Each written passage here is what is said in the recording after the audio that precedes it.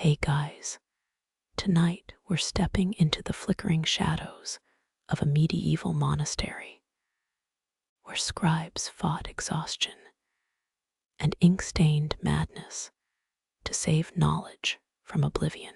That's right, you're holding a quill that might snap under pressure, and you probably won't survive this shift without a caffeine antidote. So, before you get comfortable, take a moment to like the video and subscribe. But only if you genuinely enjoy what I do here. Drop a comment with your location and local time. Coast to coast, insomniacs unite. Now, dim the lights. Maybe turn on a fan for that soft background hum. And let's ease into tonight's journey together. Cold stone bites through your thin wool robe as you hunch over an oak desk. The air smells of burning tallow and desperation. Third week, apprentices always skimp on wax quality. Your lower back screams from a wood stool that's one splinter away from declaring war. Every "oh, you gild" looks like a drunken saint's halo. Fun fact, those fancy illuminated letters, each one took 17 hours under a master's glare. You're copying Psalm 23 now. The Lord is my shepherd. But your brain keeps wandering to the kitchen's leftover rye bread. A drop of sweat threatens your fresh ink, quick blotted with crushed nutshell powder before the prior notices. Candle soot coats your throat. You've inhaled enough blackened air to cough up a storm cloud. Across the scriptorium, Brother Matthias snores into his vellum. Bold move for someone who forgot to capitalize God yesterday. Moonlight bleeds through stained glass, painting your hands alien blue.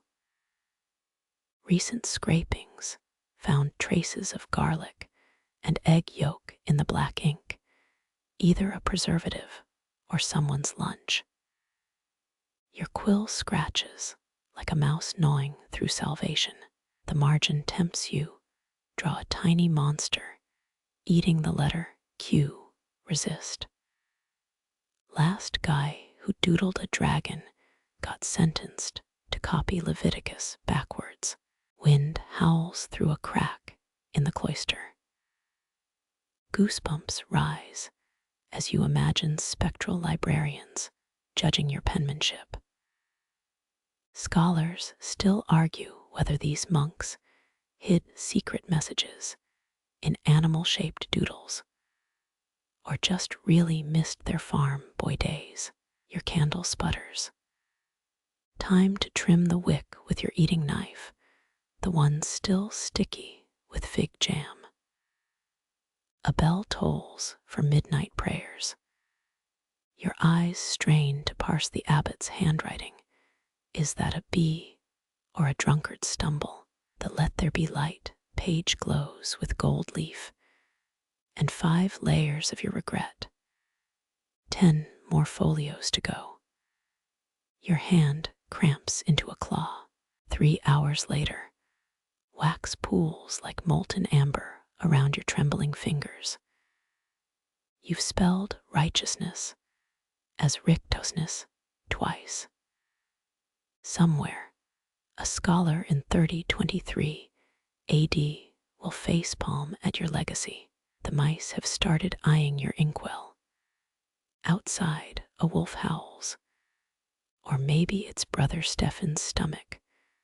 Dawn looms. You smudge your last Amen and collapse onto the desk. The manuscript sticks to your cheek, a tattoo of devotion and poor life choices. As sleep drags you under, one thought lingers. Tomorrow's breakfast better have double the ale ration. You dip your quill, goose feather worn smooth by decades of labor, into ink blacker than a moonless night. The Scriptoriums' single-candle gutters as winter drafts slither through parchment-covered windows. Your knuckles cramp around a pumice stone, scrubbing yesterday's errors from vellum made from calfskin, so thin it whispers secrets when folded. Monasteries hoarded these skins like gold. It took a herd's worth just to copy one Bible, yet someone scraped a doodle of a knight fighting a snail in this margin. Historians still argue whether it's satire or just a bored monk's distraction from copying psalms for the 15th time. You trace the battle with a blistered finger. That snail's winning. The ink fumes sting your nostrils. A cocktail of oak gall, iron salts, and rainwater. Rumor claims Brother Alcuin once brewed a batch with his own urine during a snowstorm. You don't sniff too deeply. Every stroke demands perfection, miss a word, and you'll spend hours scraping pigment with a blade thinner than a cardinal's patience. Your eyes flick to the exemplar text, a psalter older than your great-grandfather. Red capitals bloom like poppies on each page. To save space, scribes mashed letters together. Et becomes a zigzagging symbol dubbed the Tyrannian note. You mimic it flawlessly. Mostly. That third attempt looks like a drunken centipede. A wax tablet nearby bears your draft, lines scored deep by a stylus. Erasing feels like cheating, yet whole gospels got penned this way before touching precious vellum. Your candle drips tallow over a chessboard someone carved into the desk. Checkmate in 3 moves, if only your mind weren't split between scripture and supper. You catch yourself nodding, quill hovering like a hesitant hawk. 5 hours since prime bells, dawn feels like a myth. The abbot's voice echoes from last week's sermon. A scribe's errors breed heresy. No pressure. Blotting the last line, you notice a red-stained thumbnail. Beetle-shells make that crimson. Crushed wing cases simmered in vinegar. Luxury pigment. One manuscript might outlive your bones by centuries. The cold nib scratches out, deliver us from evil. Your stomach growls a Gregorian chant. Somewhere in the cloister, a novice burns toast. You envy him charred bread beats, correcting in principio for the 9th time tonight. The candle drowns in its own wax, your signal to quit. Tomorrow brings more ink, more vellum, more snails. History won't write itself. Frost feathers the workshop windows as you knead life back into stiff fingers. Dawn's first light bleeds through horn panes, thin as a wealthy man's piety. You relight yesterday's candle stub, tallow smoke curling into shapes that almost resemble legible letters. The exemplar text lies open to Psalm 77. Its ruby red initial V coiled with ivy. Gold leaf glints along the tendrils, applied with hare's foot brushes, so delicate they'd dissolve in a sneeze. You'd need 300 sheepskins just to copy this one Bible, a flock's lifetime of grazing reduced to holy pages. Yet here in the margin, some renegade sketched a beard on King David, not just any beard, a handlebar mustache worthy of a Frankish cavalryman. Historians still debate whether these doodles taught moral lessons or prove monasteries had the first meme culture. Your quill hovers. What's the spiritual message in a duck wearing armor? The inkpot's crusted edge scrapes your wrist as you dip. Pigment clings to the nib, thick as monastery honey. Forget oak gall and iron salts. This batch reeks of last night's cabbage stew. Brother Gerald insisted adding garlic would ward off parchment mites. So far, it's only warded off your appetite. You scratch a trial line on scrap vellum, the ink bleeds. Definitely too much ale in the mix. Again, a parchment leaf sticks to your palm, its surface sanded with pumice, until it mimics newborn lambskin. Cross-referencing the exemplar, you spot a mashed-together word. Syriac letter 710, Syriac letter 722, Syriac letter 71D, Syriac letter 722, Syriac letter 710. Squished into a symbol resembling a fallen fence. Syriac abbreviations, time savers that somehow take longer to learn than the actual alphabet. Your attempt looks like a spider dipped in ink tap-danced across the page. You're blaming the garlic fumes. 3 desks down, Brother Matthias sneezes, a sound like a goose stepping on a lute. His candle topples, spilling wax over a half-finished hymnal. He's scrubbing it with walnut oil before the abbot notices crisis management as monastic sport. Your own desk hides a wine stain from Michaelmas. Blame the medicinal mulled wine. And the loose floorboard where you stash contraband chestnuts. Priorities. The quill's split tip catches on a fiber, 7 letters ruined. You reach for the scraping knife, blade angled like a surgeon's scalpel. One slip, and the vellum becomes kindling. 15th century whiteout. Tradition says Pope Clement, IV demanded scribes use milk erasers. But who's got time to milk a goat mid-salter? You shave away the error, translucent curls collecting like ghostly confession notes. Lunch bells clang. You're certain they're ringing. Falconer's fist tempo that rhythmic. Hurry up. The mutton's getting cold cadence. But your page needs 12 more lines. Your stomach negotiates. Feed me now, or I'll growl through nones. The abbey cat saunters past, tail flicking your inkpot. It's a standoff. You toss her a chestnut. She leaves a hair in your margin as tribute. Post-meal drowsiness hits, while illuminating a capital D.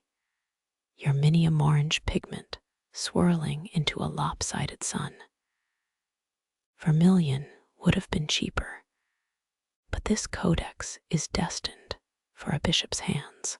Back in your novice days, a senior monk caught you nosing through his pigments. Instead of punishment, he showed you ultramarine ground lapis lazuli from mines 3 continents away. Blue, worth more than a scribe's yearly wine ration. You still dream of that color. Your mordant brush wavers gold leaf sticking to your sleeve cuff. Gildings and alchemy of fish glue and held breath. Miss a step, and Mary's halo becomes a lopsided horseshoe. The abbot's personal manuscripts use gold mined from Welsh rivers. Rumor claims he traded 3 silver chalices for a thumbnail-sized lump. You blow away excess leaf, flecks glittering in the air like angel dandruff. Vesper's bells shake you from a half-sleep hallucination, the margin duck now quacking scripture. Blinking, you realize you've mislettered Dominus as Doninus. One vengeful stroke scrapes away the error, perfections the yoke every scribe bears, though you trade a year's indulgences for a single drop of Ottoman coffee. Instead, you mix watered wine with honey. It tastes like ink, smells like it too. By dusk, your candles weeping wax onto a completed page. Letters march in disciplined rows, mostly. That S tilts like a drunkard's hat. But the abbot's eyesight's fading, a secret the whole scriptorium guards, like a cardinal's diary. You blow grit from parchment pores. Medieval dust never sleeps. Across the room, someone's stylus snaps. A hissed curse forgiven before it hits the rafters. Tomorrow, more ink, more vellum, more ducks. The snail wars continue. The snail wars escalate at prime. Your latest doodle depicts an armored mollusk storming a lettuce castle. History notes, illuminated manuscripts, required 900 hours per book. About the time it takes a bishop to forgive a missing comma. Your quill hovers. Is that a speck of gold leaf or no-see-um gnats in the mordant? Both, probably. A moth kamikazes into your candle, wings searing to crisp ash triangles. You flick it aside, resurrecting a half-scraped pea from yesterday's failures. Vellum recycling's an art. Pumice stone rubbed raw until past sins vanish. 10th century scribes reused parchments by boiling off old texts, palimpsests, hiding gospels under grocery lists. Imagine some scholar decoding. Buy 2 hens beneath Revelation. Brother Arnulf's sneeze rattles the inkpots. His current project, a sacramentary with snail-themed borders. Each curlicue shell mirrors Canterbury Cathedral's spiral stairs. Coincidence? Unlikely. Medieval minds loved hidden patterns, even in pestilence. That decorative rat in the corner, definitely judging your letter spacing. You add a tiny crown. Let him rule the gutter. Lunch brings a cabbage stew so thick it could mortar stonework. The abbot drones grace in Latin. Or is he reciting Virgil? Hard to tell after 3 sleepless nights. You pocket a crust for the abbey cat later. She'll repay you with dead mice on your stool. Negotiation, monastic style, postprandial stupor threatens while inking a martyred saint. His face smudges into a blob reminiscent of Prior Bertrand. Oops. Scraping reveals the parchment's prior life, a faded recipe for boiled eels. History's layers peek through like bullshorn lanterns through fog. Somewhere beneath your psalm, a village wife's remedy for gout survives in tomato red minuscule. Vespers bells duel with your growling stomach. 14 lines left, each word a wrestling match between quill and buckthorn ink. Carbon black was luxury. This batch's soot scraped from a tavern's oven. Your OS resembles squashed grapes, the exemplar's perfect curves, mock your shaky west wind grip. Blame the tainted watered wine, or existential dread. Darkness falls as you tackle the final rubrication. Minium pigment stains your fingernails pumpkin orange. Lead toxicity in 3 easy steps. Ancient Pompeians wore this shade as status symbols. Look how that worked out. A chuckle escapes. Brother Cashin glares. Monastic comedies a solo sport. Mid-scrape, you uncover crimson undertext. A long-dead scribe's practice alphabet. Ghost letters dance beneath your new psalm. Carbon dating would place it around Charlemagne's reign. But who's got a time machine? You trace the fossilized A. Across centuries, some novice's shaky hand overlaps yours. The closest you'll get to fellowship with the past. Compline bells release you. Frost gnaws at the scriptorium windows as you pack brushes. The snail graffiti's gone epically off script, now jousting a hedgehog with a toothpick lance. Let the abbot fume. Historians will spend lifetimes debating its symbolic resonance. You know better. Monks got bored. Monks doodled. Some truths grip like oak gall ink. Bed beckons. Your palate's straw crackles with the day's parchment grit through floorboards. The mouse battalion mobilizes chestnuts. Above, constellations mirror your smudged celestial diagrams. Orion's belt as lopsided as your rubricated initials. Tomorrow's troubles brew with the dawn. But tonight, the snails stand victorious, their tiny banners fluttering in candle smoke. Morning light filters through the scriptorium's warped glass, each pane a frozen honeycomb of imperfections. Your thumbnail still sports pumpkin orange stains from yesterday's rubrics. Minium pigment's legacy, equal parts devotion and slow poisoning. Historians still argue whether those vibrant reds fueled piety or early onset tremors. You mix fresh ink, crushing oak galls into vinegar. 10th century recipes needed iron sulfate and human spit. A cocktail tasting like regret and pennies.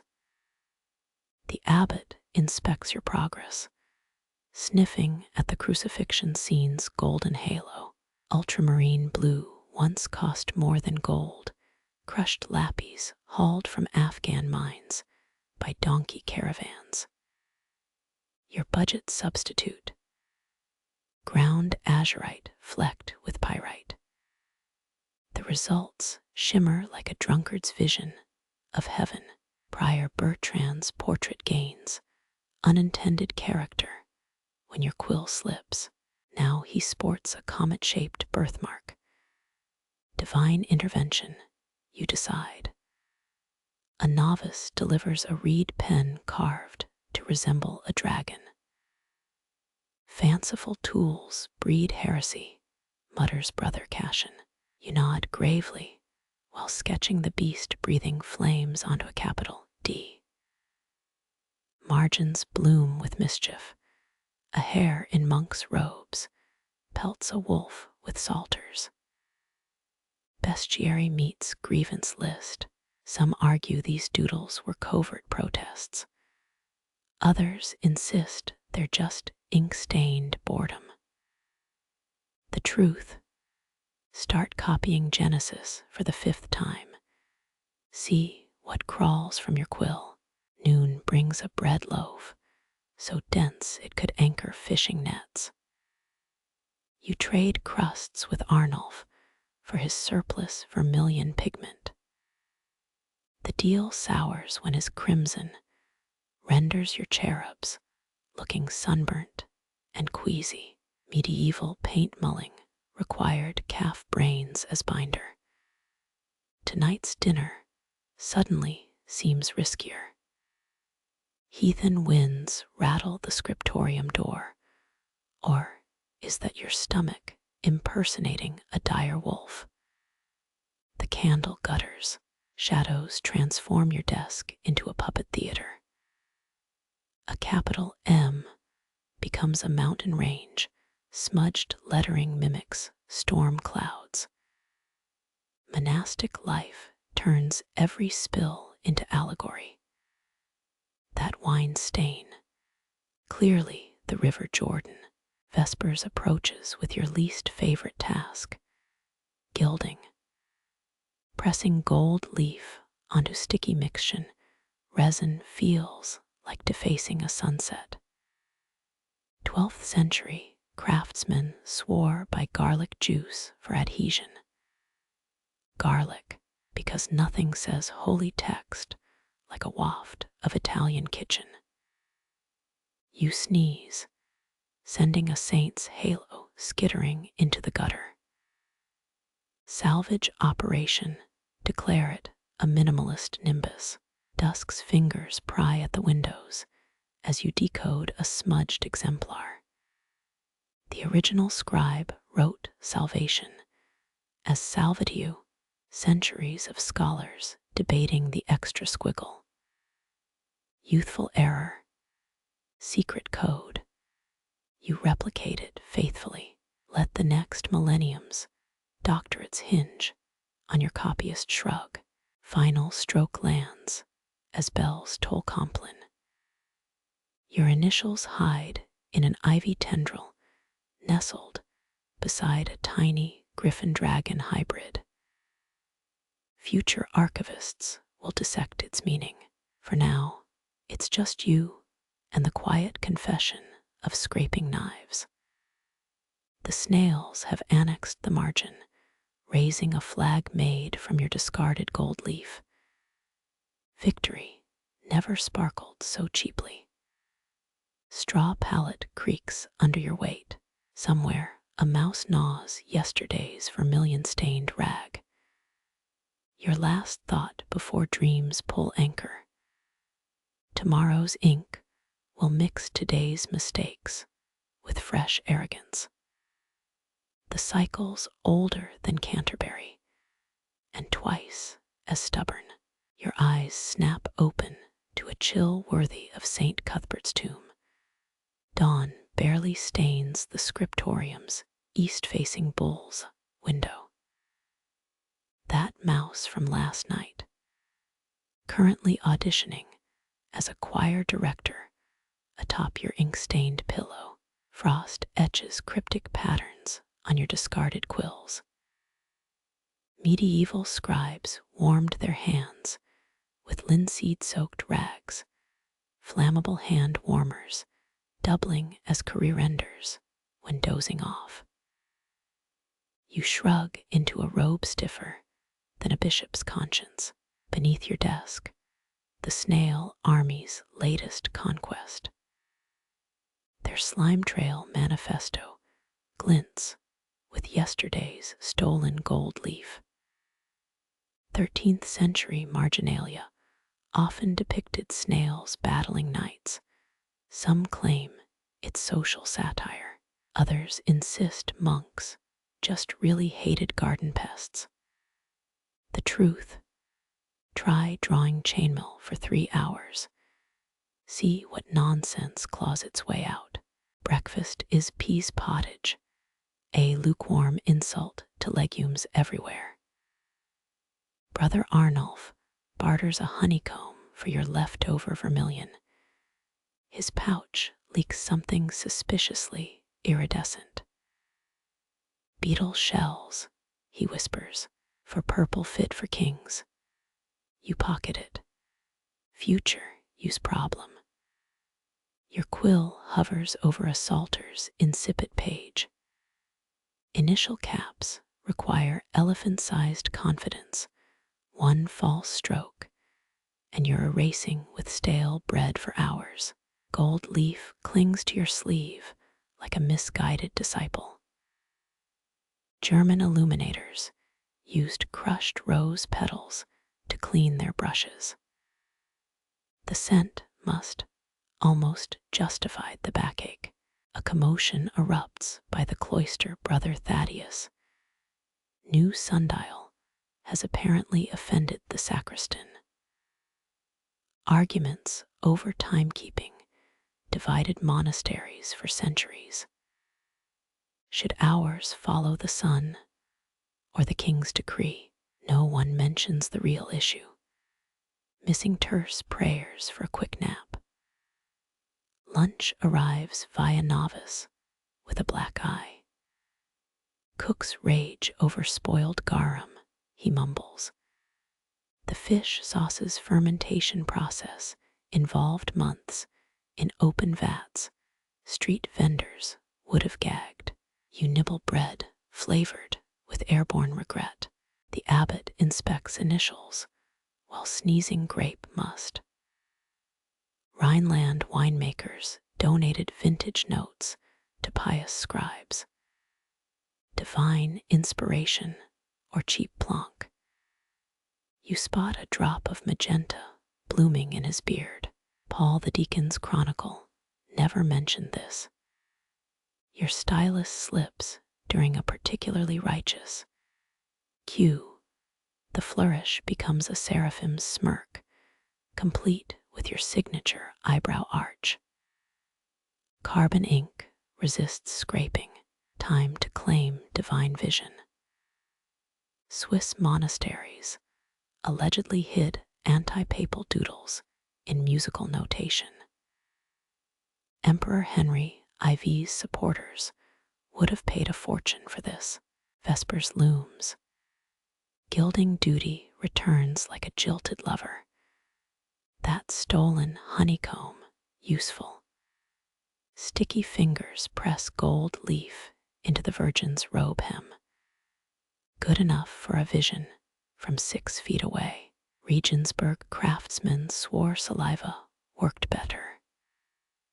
Spit-polished sainthood has a certain charm. The exemplar's thorny abbreviation taunts you, Domini, instead of Dominus. Carolingian minuscule's greatest prank. You replicate the squiggle, a lazy Z. Secret shorthand. Let some 24th century grad student gnaw on that bone. Candlelight wages war on shadows. Your spine adopts the curvature of a crumbling parchment. A yawn transforms the Te Deum into tessellating frogs. Saxon bestiaries claimed frogs carried the souls of unbaptized scribes. Sleep deprivation breeds strange theology. Compline bells toll. You blot the final Amen as moonlight puppeteers the stained glasses martyrs. That beetle-shell pigment outshines Afghan lappies. Or maybe you're just hallucinating from hunger. Pallet-bound once more, you tally today's casualties. 3 quills, 1 honeycomb, and Arnulf's dignity. The mouse applauds via acorn percussion. Somewhere, a snail unfurls its golden flag atop your abandoned inkpot. Historians will call this Marginalia. You call it mutiny. Dawn's first bird mimics a whetstone's song. Another day. Another letter. Another chance to botch a gilded M so gloriously they'll name a heresy after it. Moonlight still clings to your encrusted nails as you kneel before the day's first capital letter, a gilded B, demanding more curlicues than a cardinal's shoe buckles. That Byzantine manual promised enlightenment through symmetry. It lied.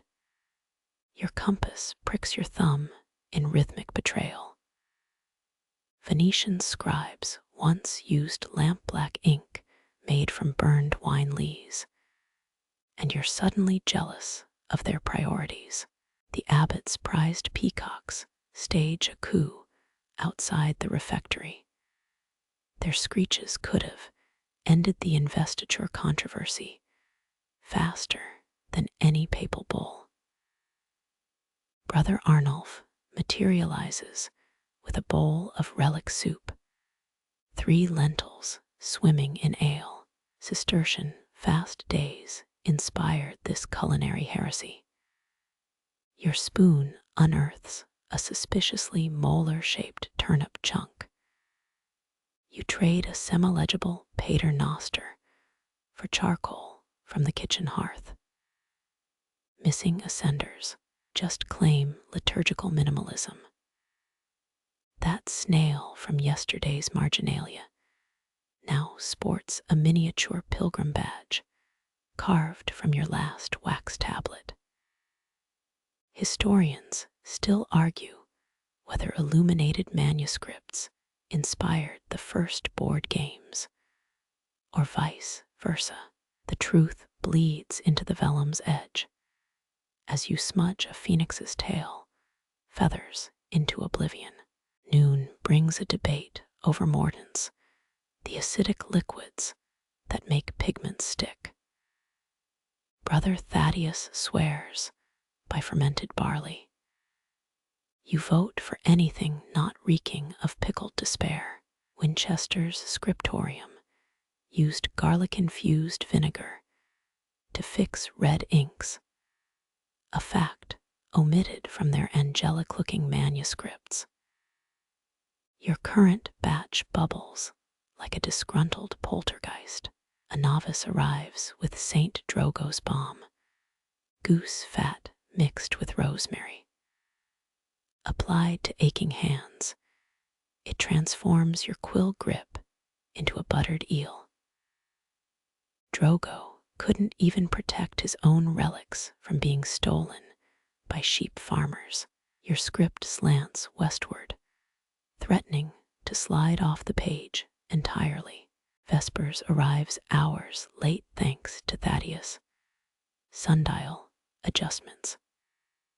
You scratch the office's hymns into wax while squinting at comet-streaked skies. Carolingian astronomers recorded these same celestial paths between copying psalms when they weren't arguing over eclipses as divine punctuation marks. Trading watch duty with Arnulf yields 5 walnut shells of dubious ink. One shimmers like twilight on the Seine. You baptize it forgiveness blue. By midnight, your borders bloom with hybrid creatures from the abbey's wettest nightmares. That mouse drags in a thimble-sized crozier, and suddenly you're illustrating a bishopric of rodents. The T. Lucis hymn becomes an unhinged lullaby as your quill transmutes a psalm into dancing bears holding communion wafers. Prague's scribes allegedly hid anti-Hussite propaganda in their bestiaries, though nobody ever proved which side the badger imagery supported. Your bears just look hungry.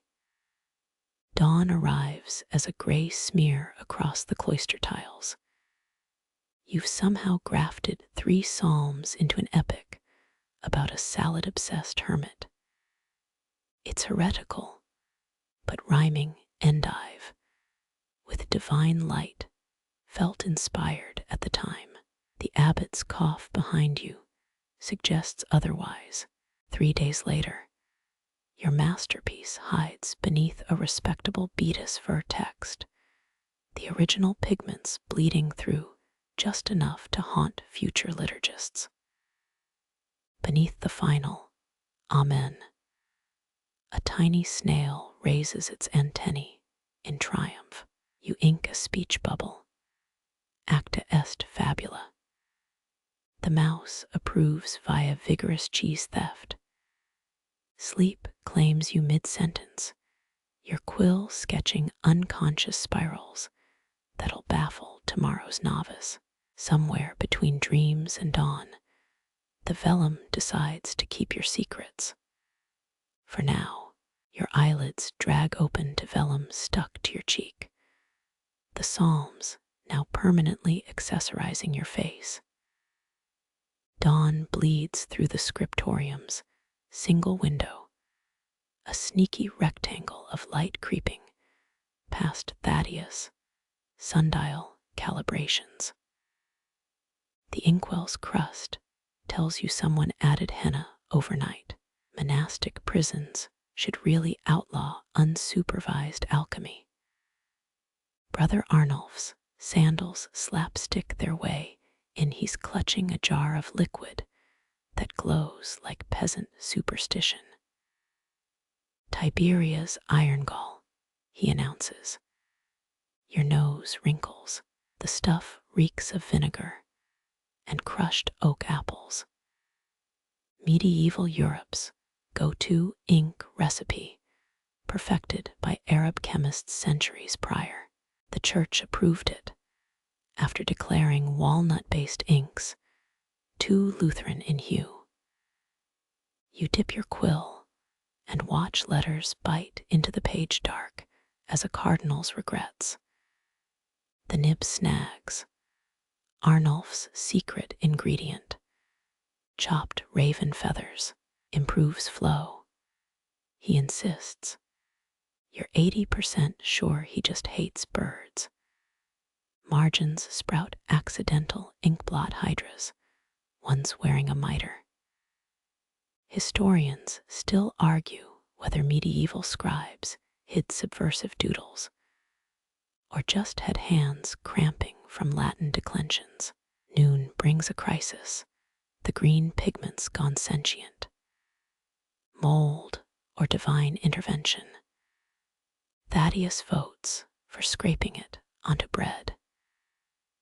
Byzantine frescoes used malachite mined from Armenian volcanoes, but your gloops clearly bred in a rain barrel. You paint a tiny garden anyway. The abbot's pet finch tries to nest in your hair. Coincidence or avian critique of your line spacing. A crash echoes from the relic closet. Novices betting on which saint's bone rolls farthest. Your candle gutters. You remember Granada's 12th century scribes used sheep fat lamps. And no wonder their manuscripts smell like kebab accidents. Flickering shadows turn your initials into a wonky crucifix. Even gods shrugging at this point. Vespers devolves into a debate on parchment thickness. Arnulf insists calfskin's the only liturgically valid choice. Your team's sheep cheaper and less judgmental. Fun fact, Edward III's tax rolls accidentally preserved sheep DNA in their margins. The vellum under your palm might, once gone, in Lincolnshire. Midnight oil. More like midnight questionable liquid from a crypt's drip. The scriptorium moonlights as a batshit cathedral. Every rustle sounds like a disapproving church father. Utrecht Psalter illustrators drew angels playing harplutes. Yours sprout duck feet. Blame the forgiveness blue, inks hallucinogenic fumes. Comet trails streak past your sanity. You humor the vellum by drawing its desired self-portrait, a smug sheet of goatskin crowned with laurels. Beneath Psalm 23, a goblin shepherd herds alphabet-shaped sheep. The quill mutiny's complete. At least it's not more dancing bears, Arnulf sighs. Secretly, you know he'll add a badger bishop by dawn. Final initials gilded you catch your reflection in the gold leaf. Disheveled, ink-veined, slightly nib-shaped. Oxford's Bodleian Library houses a manuscript mended with 15th century beer stains. Your work's safer bet is future scholars dissecting that Hydra Pope in the margins. Sleep ambushes you mid-glue-pot stir. The vellum curls protectively around your forehead, its secrets encoded in henna-smudged psalms and Arnulf's rogue poultry additives. Across the cloister, the abbot's finch practices Gregorian squawks. Somewhere, a sheep sneezes. Dawn finds your cheek fused to a particularly chatty St. Jerome illustration. His lions chewing your quill righteous judgment on a Tuesday. You peel free with a sound like heresy. The vellum winks. Maybe scriptures need more duck-footed angels. Maybe you need less fermented ink. End. Sunlight slants through the Scriptorium's grimy window. Your completed manuscript glows like a reliquary for bad decisions. The abbot's shadow looms, a human eclipse in stained wool. He pokes your dragonish capital letters. Innovative, he mutters. His beard twitches, a nest of scholarly disdain. You resist pointing out the scent. George Doodle riding a snail in the margin. Medieval Marginalia's greatest mystery. Why knights eternally joust gastropods. Theories range from class satire to boredom-induced fever dreams. Brother Arnulf materializes with celebratory mead fermented near the reliquary for extra holiness. It tastes like Viking regrets. By noon, the vellum's strapped to a donkey cart bound for Winchester. Peasants scatter as the abbot bellows psalms at road ruts. Winchester Cathedral's scribes will judge your work, assuming wolves don't redesign it en route. Remember Westminster Abbey's lost bestiary, eaten by actual bears. Irony bites harder than a quill. The Scriptoriums, now eerily clean novices, scrub ink stains with holy water and existential dread. Even your hidden inkblot hydra's been exorcised from the rafters. The abbot's finch drops a feather onto your desk, avian gold leaf. You press it into wax beneath Psalm 91:11. He will command his angels concerning you. Yours still have those duck feet.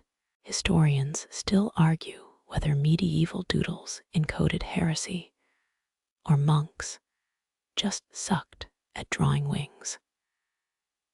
Twilight brings a fugitive chicken nesting in the parchment scraps, Arnulf's archival security system.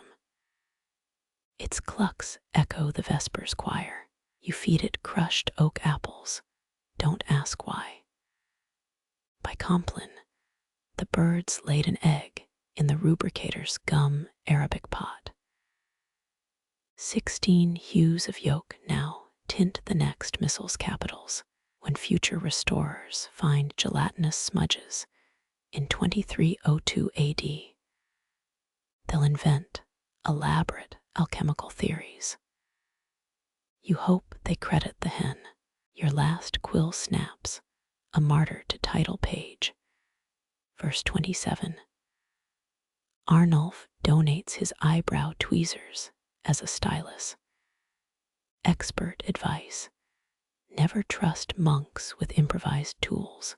The Bibliothèque Nationale de Paris holds a Gospel of Luke repaired with 14th century bacon grease. Your eyebrow tweezer salters, either a masterpiece or tomorrow's kindling for St. Lawrence's feast day pyre. Flip a denarius. Vellum moonbathes in the courtyard, sheepskin pages sighing in the breeze.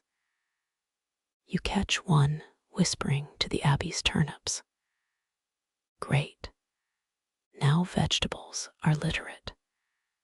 Winchester's reply will take 3 moons time enough to memorize every accidental inkblot saint. A traveling merchant offers Constantinople's rarest azure.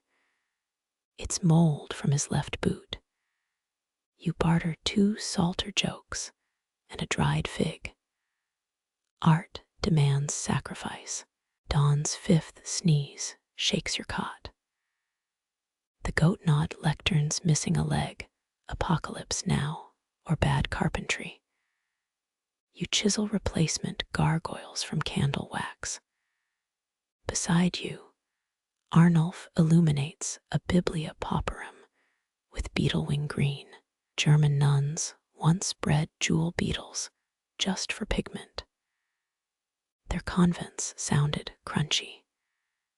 The abbey cat eyes your glue pot, a furry heretic debating whether to tip it.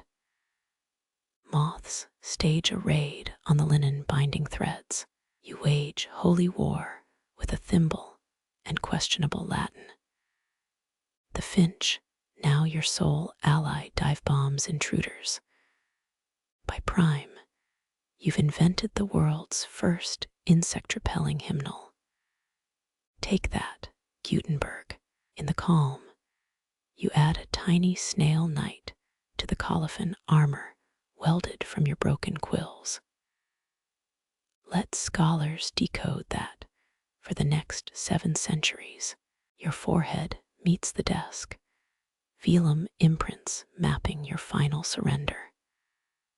Somewhere, Winchester's scribes unroll your manuscript. A snail gazes up, tiny lance pointed at the future. The abbot's finch pirouettes in a sunbeam. Your eyelids fall shut to the rhythm of Arnulf, snoring in the sandalwood divat.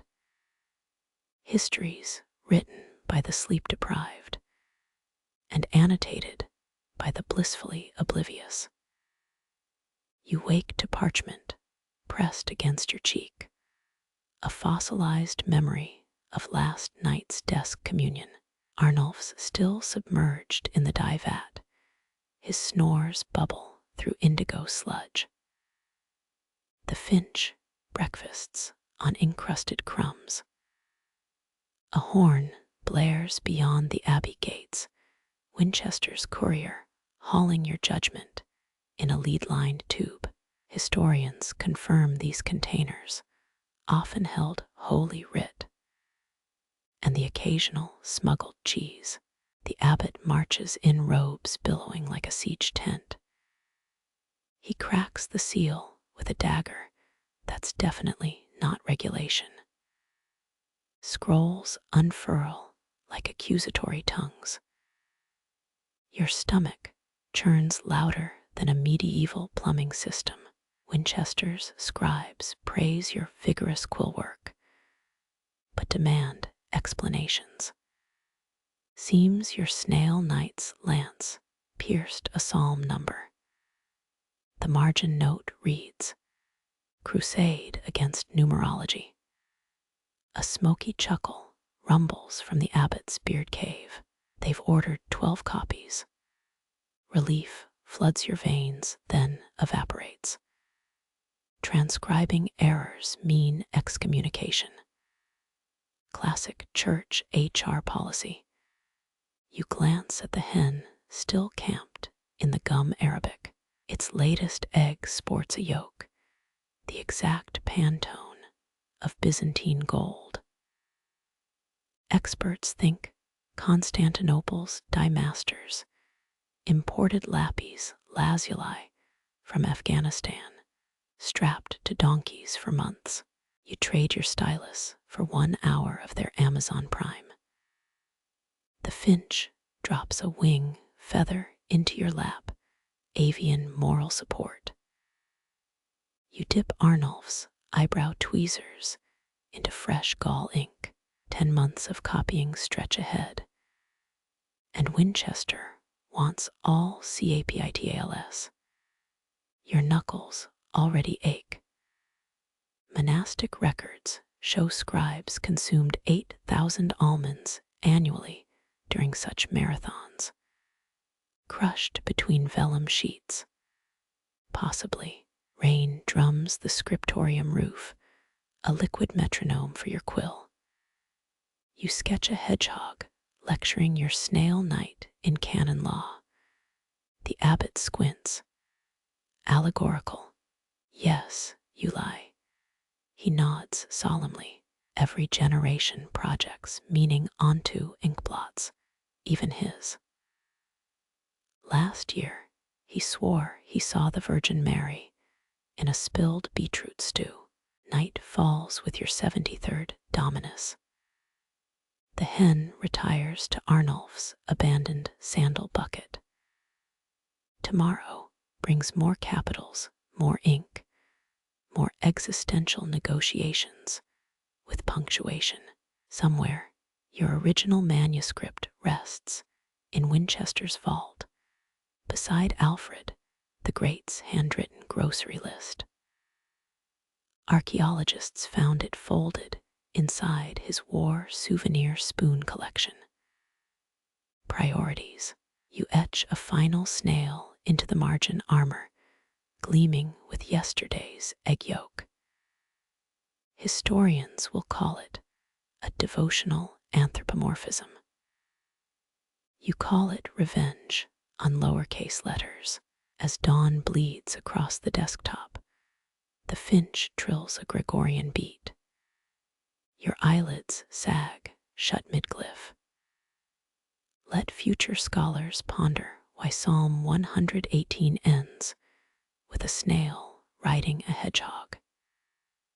Some mysteries taste better unsolved. You jolt awake to a cold quill-tip poking your nostril, Brother Theodulf's idea of a wake-up call. His beard flaunts 3 colors today: lentil gray, ink black, and what you'd swear is raspberry preserves. The fire that devoured 14 salters last winter began with a similar sticky situation. Archaeologists found 9th century preserves still clinging to prayer book bindings. Apparently, honey makes decent glue in a pinch. The abbot drops a reed basket on your desk. Inside squirms a bound parchment scroll, wearing its wax seal like a crown. Winchester's addendum, he growls. The finch dive bombs his cowl avian justice for interrupted breakfast. By noon, you'll decipher 37 ligatures and a sketchy diagram titled Proper Tonsure Angles. Sunlight slants through horn windows as you render Jeremiah's Lamentations in Germanic capitals.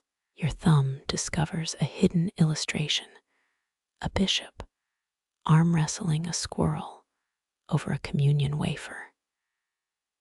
Modern scholars debate whether these doodles encoded secret critiques of church politics. You're leaning toward boredom plus walnuts. The hen deposits its daily golden tribute in Arnulf's boot. 11 months into your sentence, its eggs now bear faint scribble marks, your subconscious leaking into yolk. A bead of sweat detonates on Deus. The ink blooms into a saint's face. Churches displayed liquefied martyr's blood in ampules, though your version smells distinctly of elderberry wine. You trade quills with Brother Wolfston during nun prayers, his badger hair brush for your peacock feather stylus. His latest folio features a 2-headed calf praising celibacy. It's metaphorical, he hisses.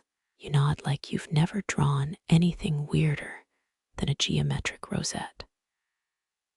Dusk brings the aroma of Frankish lentils and unresolved guilt. The reed basket now overflows with hair-thin vellum strips, psalm numbers sliced away by Winchester censors. Your stylus etches a tiny dragon defending the deleted digits. Did Dark Age librarians really poison manuscripts to foil thieves? An 8th century health manual warns against licking pages of suspicious crimson hue. The abbot materializes with a candle holder shaped like St. Dunstan's tongs. Transcribe this apologia. The parchment smells of sheep fat and suppressed giggles. Your capitals now unconsciously curve into hammocks, each letter begging for a nap. Midnight oil pools around your ankles as Arnulf braids his beard into a makeshift inkwell chain. You draft a complaint to Winchester about ergonomic quill grips, then burn it for warmth. That Yugoslavian psalter bound in chainmail wasn't eccentric, it was practical. Comet tail meets gall ink when your arm slips during Zabulon. The resulting inkblot mirrors your spirit, smeared, yet somehow radiant. Historians will later call this sheet the Despair Codex.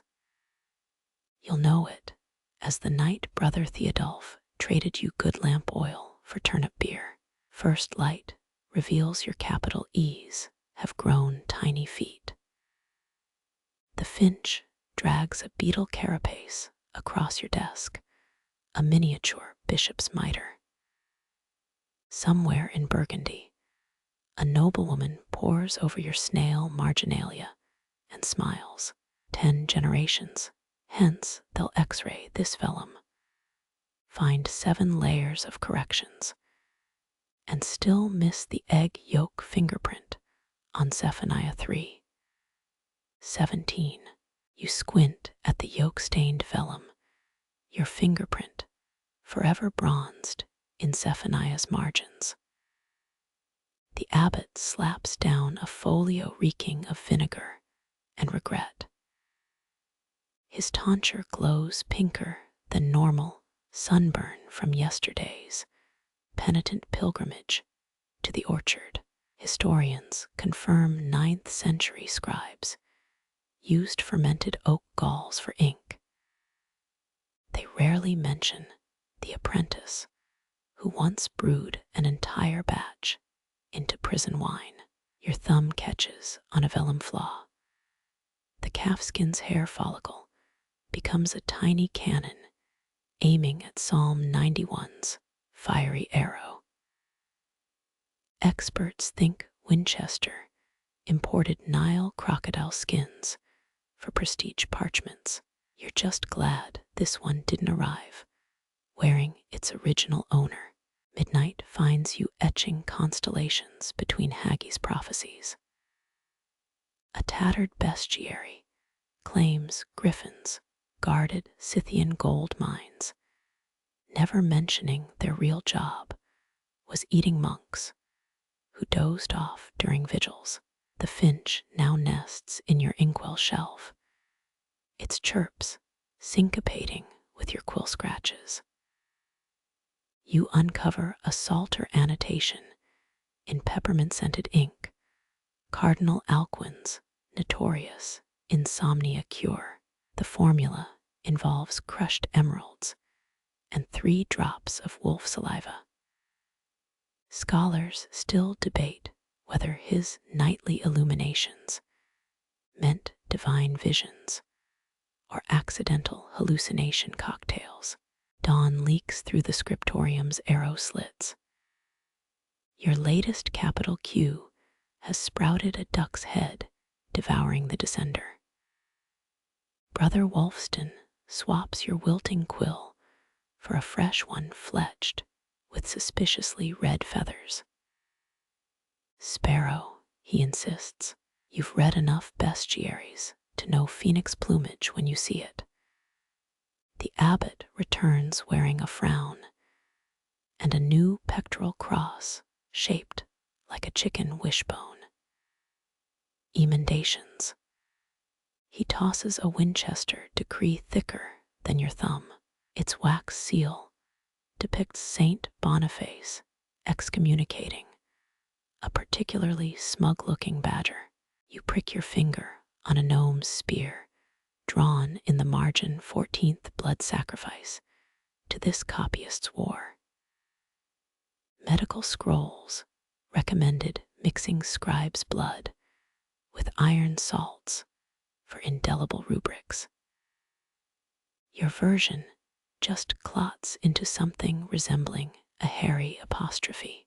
Vespers brings a hush broken only by your stylus and the finch shelling sunflower seeds. You transpose Ezekiel's wheel into a Celtic knot, only to realize it's evolved into a perfect donut. A Burgundian manuscript's colophon once boasted of being written with kisses from 7 nuns. Your lips stay firmly uninvolved.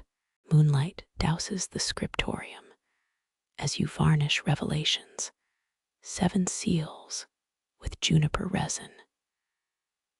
The mixture bubbles alarmingly, same as when Brother Arnulf tried to waterproof his sandals. Winchester's envoy arrives at matins, clutching a censer-shaped reliquary. Inside, 93 replacement folios and an olive pit carved with your initials. Your last line bleeds off the page into a doodle of the abbot riding a giant quill. Archaeologists will someday carbon date the walnut stain on your sleeve.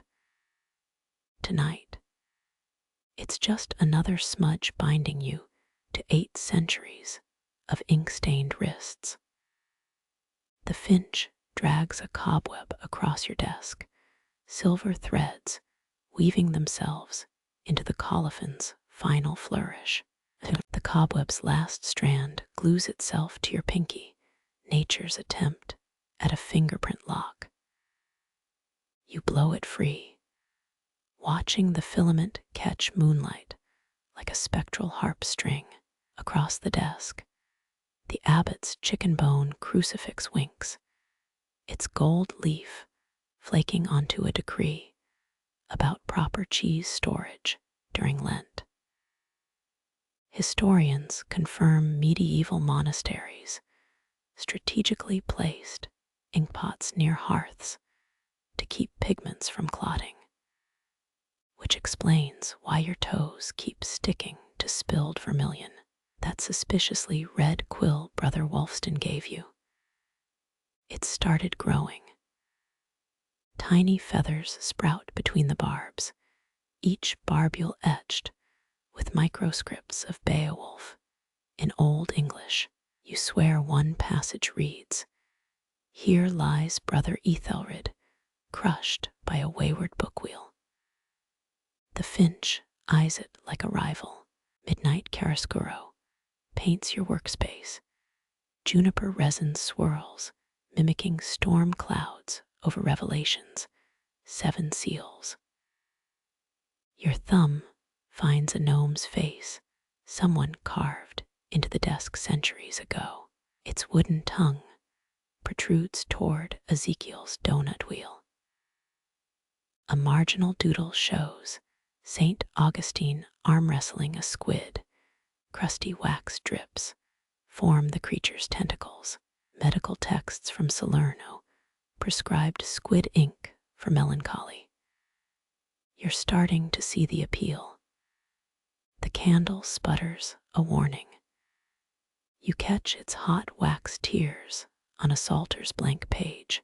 10th century scribes reused parchment by scraping off old texts. But sometimes the ghosts of erased words bleed through. This one whispers in Carolingian minuscule, "Beware the bishop who sneezes during consecration." Experts think half the Winchester Psalter was written under a sneeze-related curse.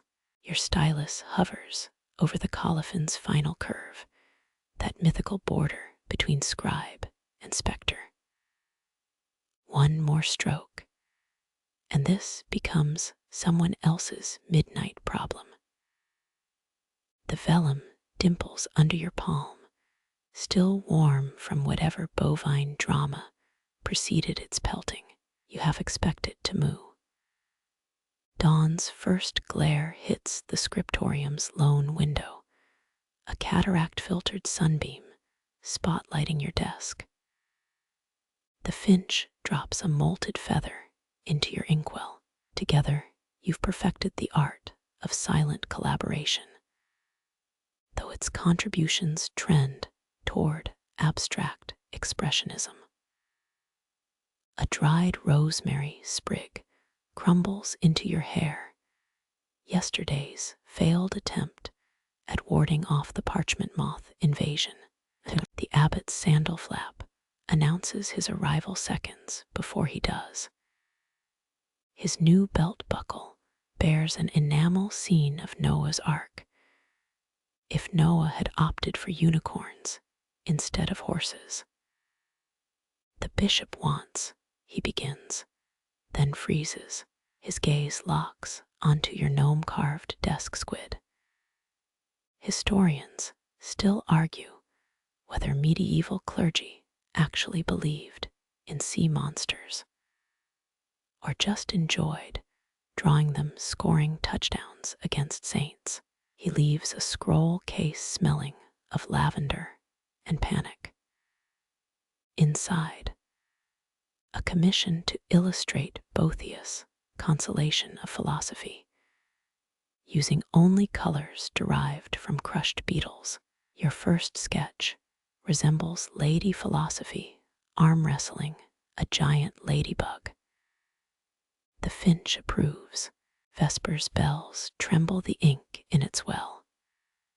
You etch one final line, a serpentine border consuming its own tail.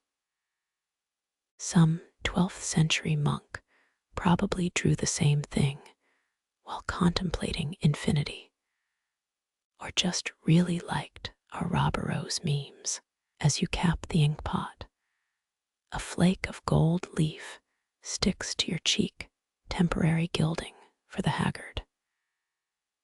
Moonrise finds you scrubbing vermilion from your cuticles, a lost cause since 802 AD.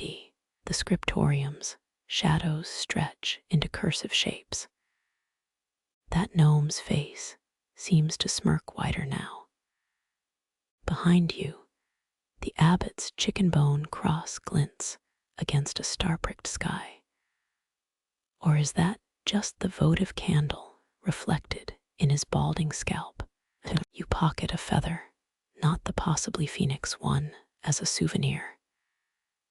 800 years from now, some intern at the British Museum will carbon date its melanin and declare it ritualistic. Tonight, it's just a quill that quit. The finch chirps what might be a Gregorian chant or a tavern ditty. You nod along either way. The last votive candle drowns in its own wax, a tiny martyr entombed in amber. Your shadow leans heavily against the wall, ready to stand watch until tomorrow's inkwells need filling. Somewhere beyond these walls, a real rooster crows. Or maybe it's just Brother Wolfston testing his latest feather redaction experiment. Sleep claims you sitting upright, a skill medieval scribes mastered centuries before the invention of espresso. The votive candle's final spark gutters out, its last wisp of smoke curling into the shape of a lowercase eth. Dawn bleeds through the Scriptorium's lone window, illuminating the drool puddle, soaking your half-finished collectania, rerum memorabilium. Turns out sleeping upright, like a haunted chess piece, doesn't prevent spinal misalignment. 9th century scribes mixed oak gall ink with rainwater collected during specific moon phases. A recipe that explains why half these manuscripts smell like pickled regret. Your neck cracks louder than the Battle of Hastings' opening salvo as you lift your head. The abbot's chicken bone crucifix now wears a makeshift beard of cobwebs, appointment scheduled for next month's cleaning. That possessed quill from yesterday has fully molted, leaving behind a nest of feather shafts, spelling Valda Defessvs in Pig Latin. The finch eyes it like a diner reviewing questionable street food. A breeze sneaks through a crack in the mortar, carrying the scent of burnt porridge and existential dread from the kitchens. Your inkwell's surface ripples into a perfect Cartesian grid before settling. Medieval healers believed staring at still ink could reveal future plagues, though that might just been myopia from copying too many psalters. The vellum under your elbow feels suspiciously warm. Either it's retaining yesterday's body heat, or this calfskin's original owner is haunting you via thermal warfare. You peel a flake of gold leaf off your cheek, the closest thing to breakfast glitterati you'll get. The abbot's sandal flap symphony begins its morning concerto. He enters holding a clay cup that reeks of fermented willow bark. For the hands, he mutters, avoiding eye contact with your Squid Augustine mural. 10th century rheumatism cures involved rubbing badger fat on parchment cuts. This feels only marginally less grotesque. The potion leaves your fingers stained puce and slightly numb. Perfect conditions for transcribing beads, ecclesiastical history, while resisting the urge to draw mustaches on every saint. Your quill hovers over King Edwin's conversion speech, then sneaks a tiny UFO into the margin. Historians still argue whether those alleged sky ships in Anglo-Saxon chronicles were meteors, or just monks dabbling in early sci-fi fanfic. A wasp crashes into your inkpot, medieval glitter bombing at its finest. Its thrashing wings create accidental inkblot sacraments across the vellum. The finch pounces, delivering swift avian judgment. You half expect it to demand a tithe of gnats. Across the room, the gnome carving's tongue now points toward a jar of moldy quince paste, either a cryptic warning or the scribal equivalent of a motivational poster. Noon sun warps the parchment until words wiggle like stunned eels. You mimic the Cistercians' trick of placing wet moss under desks to cool the air, though your contraband lichen patch doubles as a sneaky snack reserve. The scribe's life, half liturgy, half survival tactics.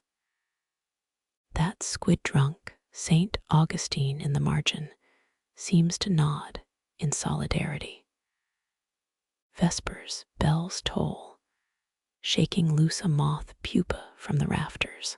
It lands in your hair with the delicacy of a falling monastery.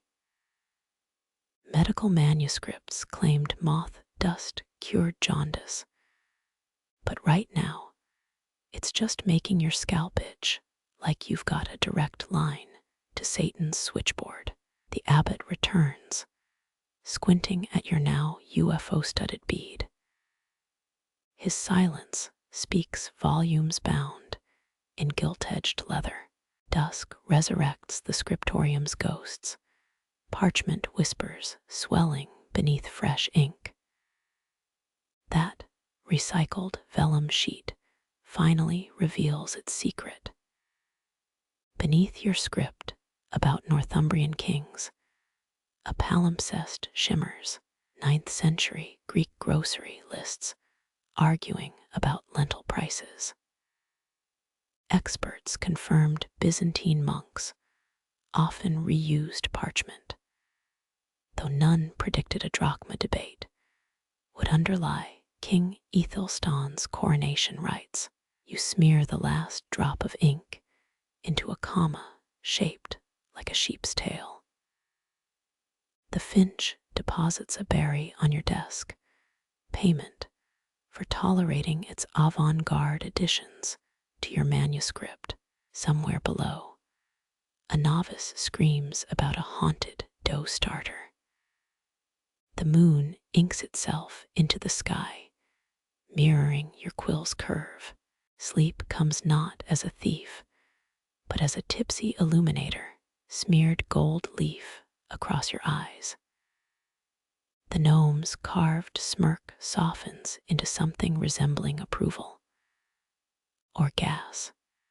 Tomorrow's parchment waits, pregnant with unwritten futures.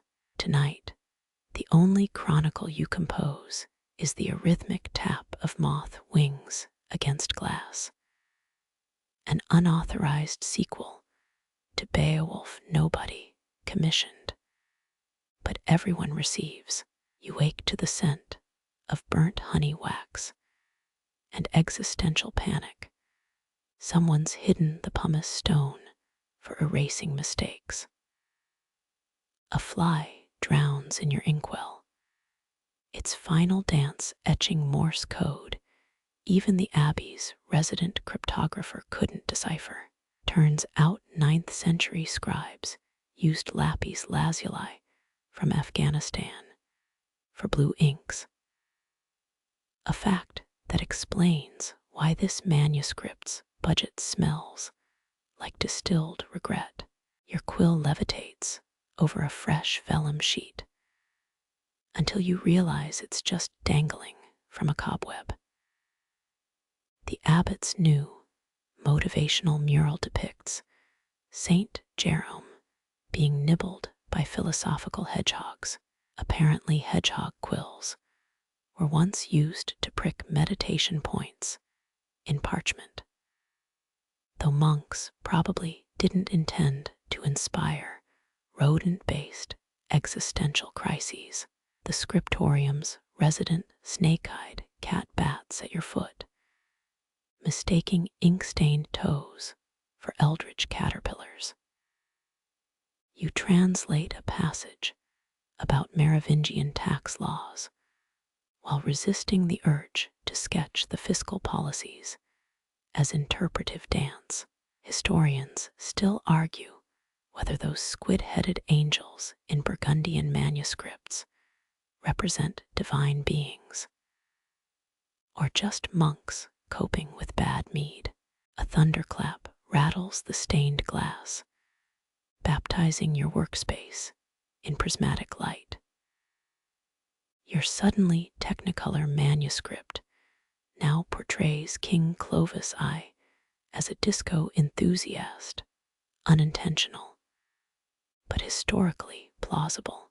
Medical texts claimed rainbows could cure melancholia, though staring at your neon-lit vellum currently induces something closer to spiritual vertigo.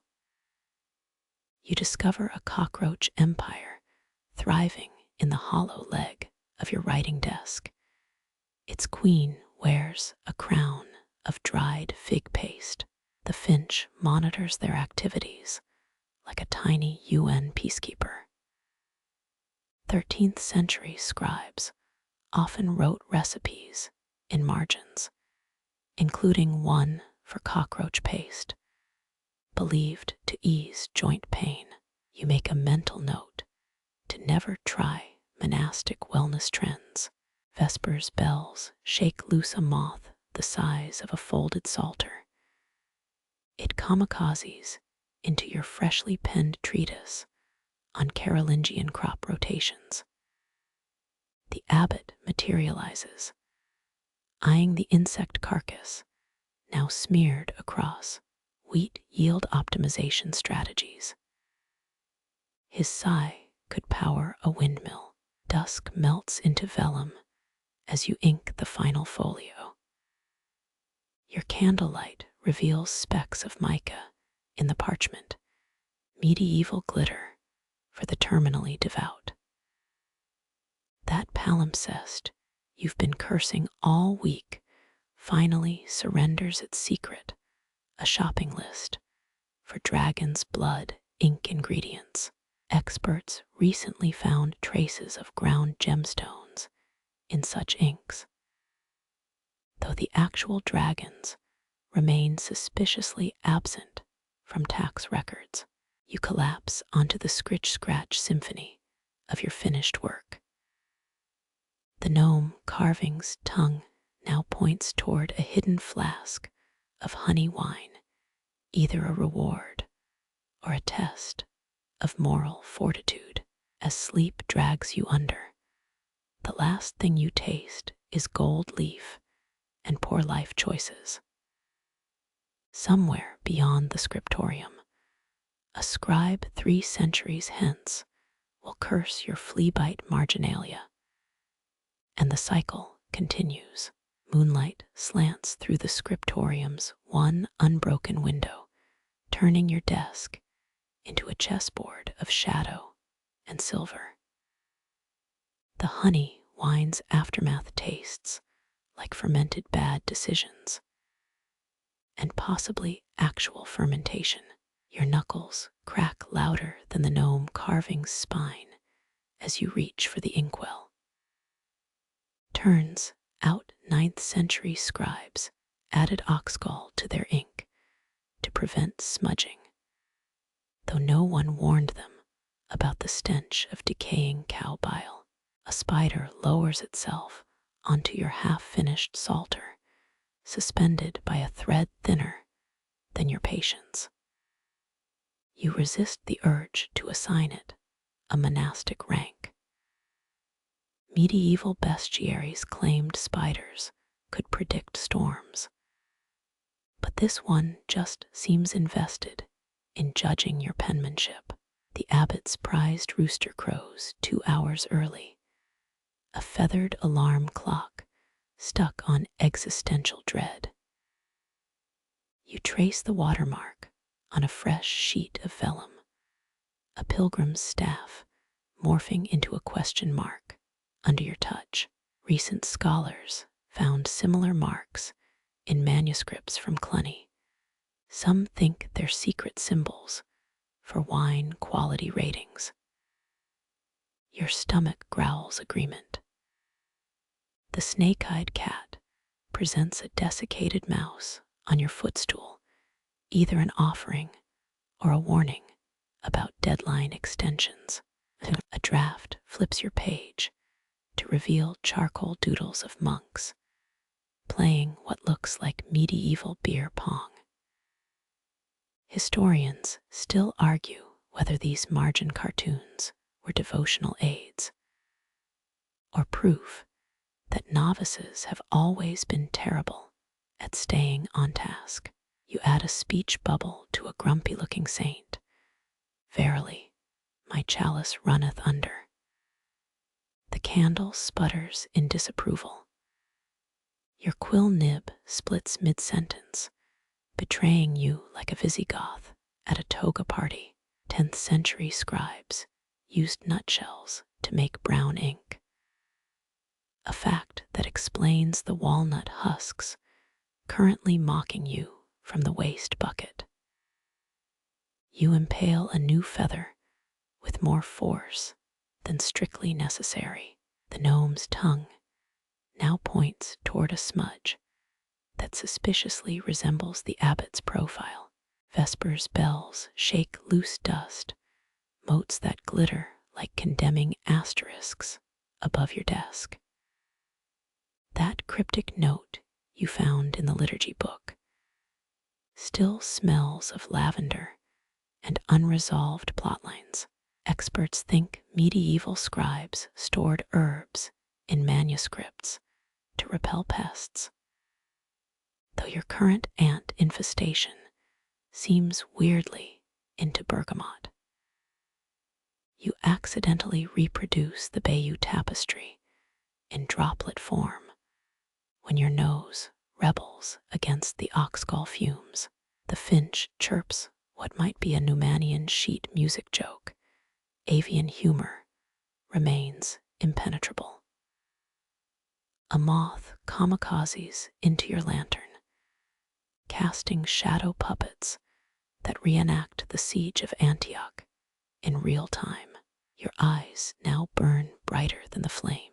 Dawn arrives with the subtlety of a Viking raid, golden light, exposing every ink blot and self-doubt. The completed manuscript glows like a reliquary, or maybe that's just your sleep-deprived retinas giving up.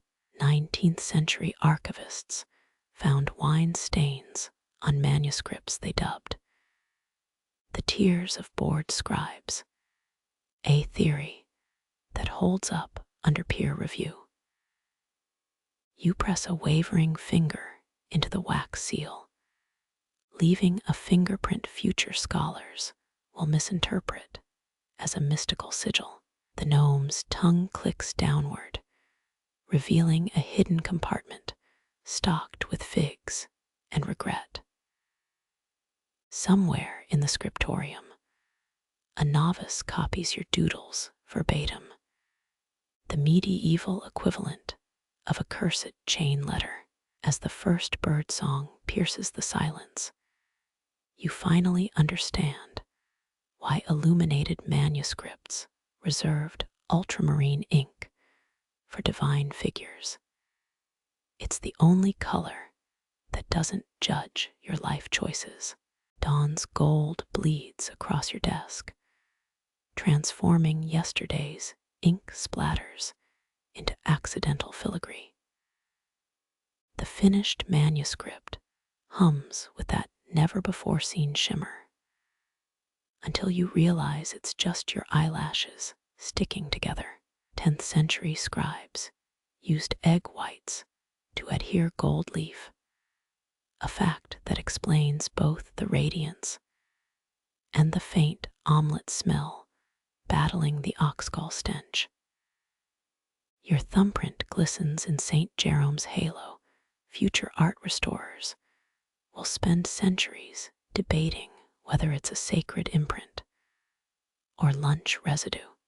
A novice slides a fresh jug of walnut ink toward you, its surface rippling like a tiny anti-oath.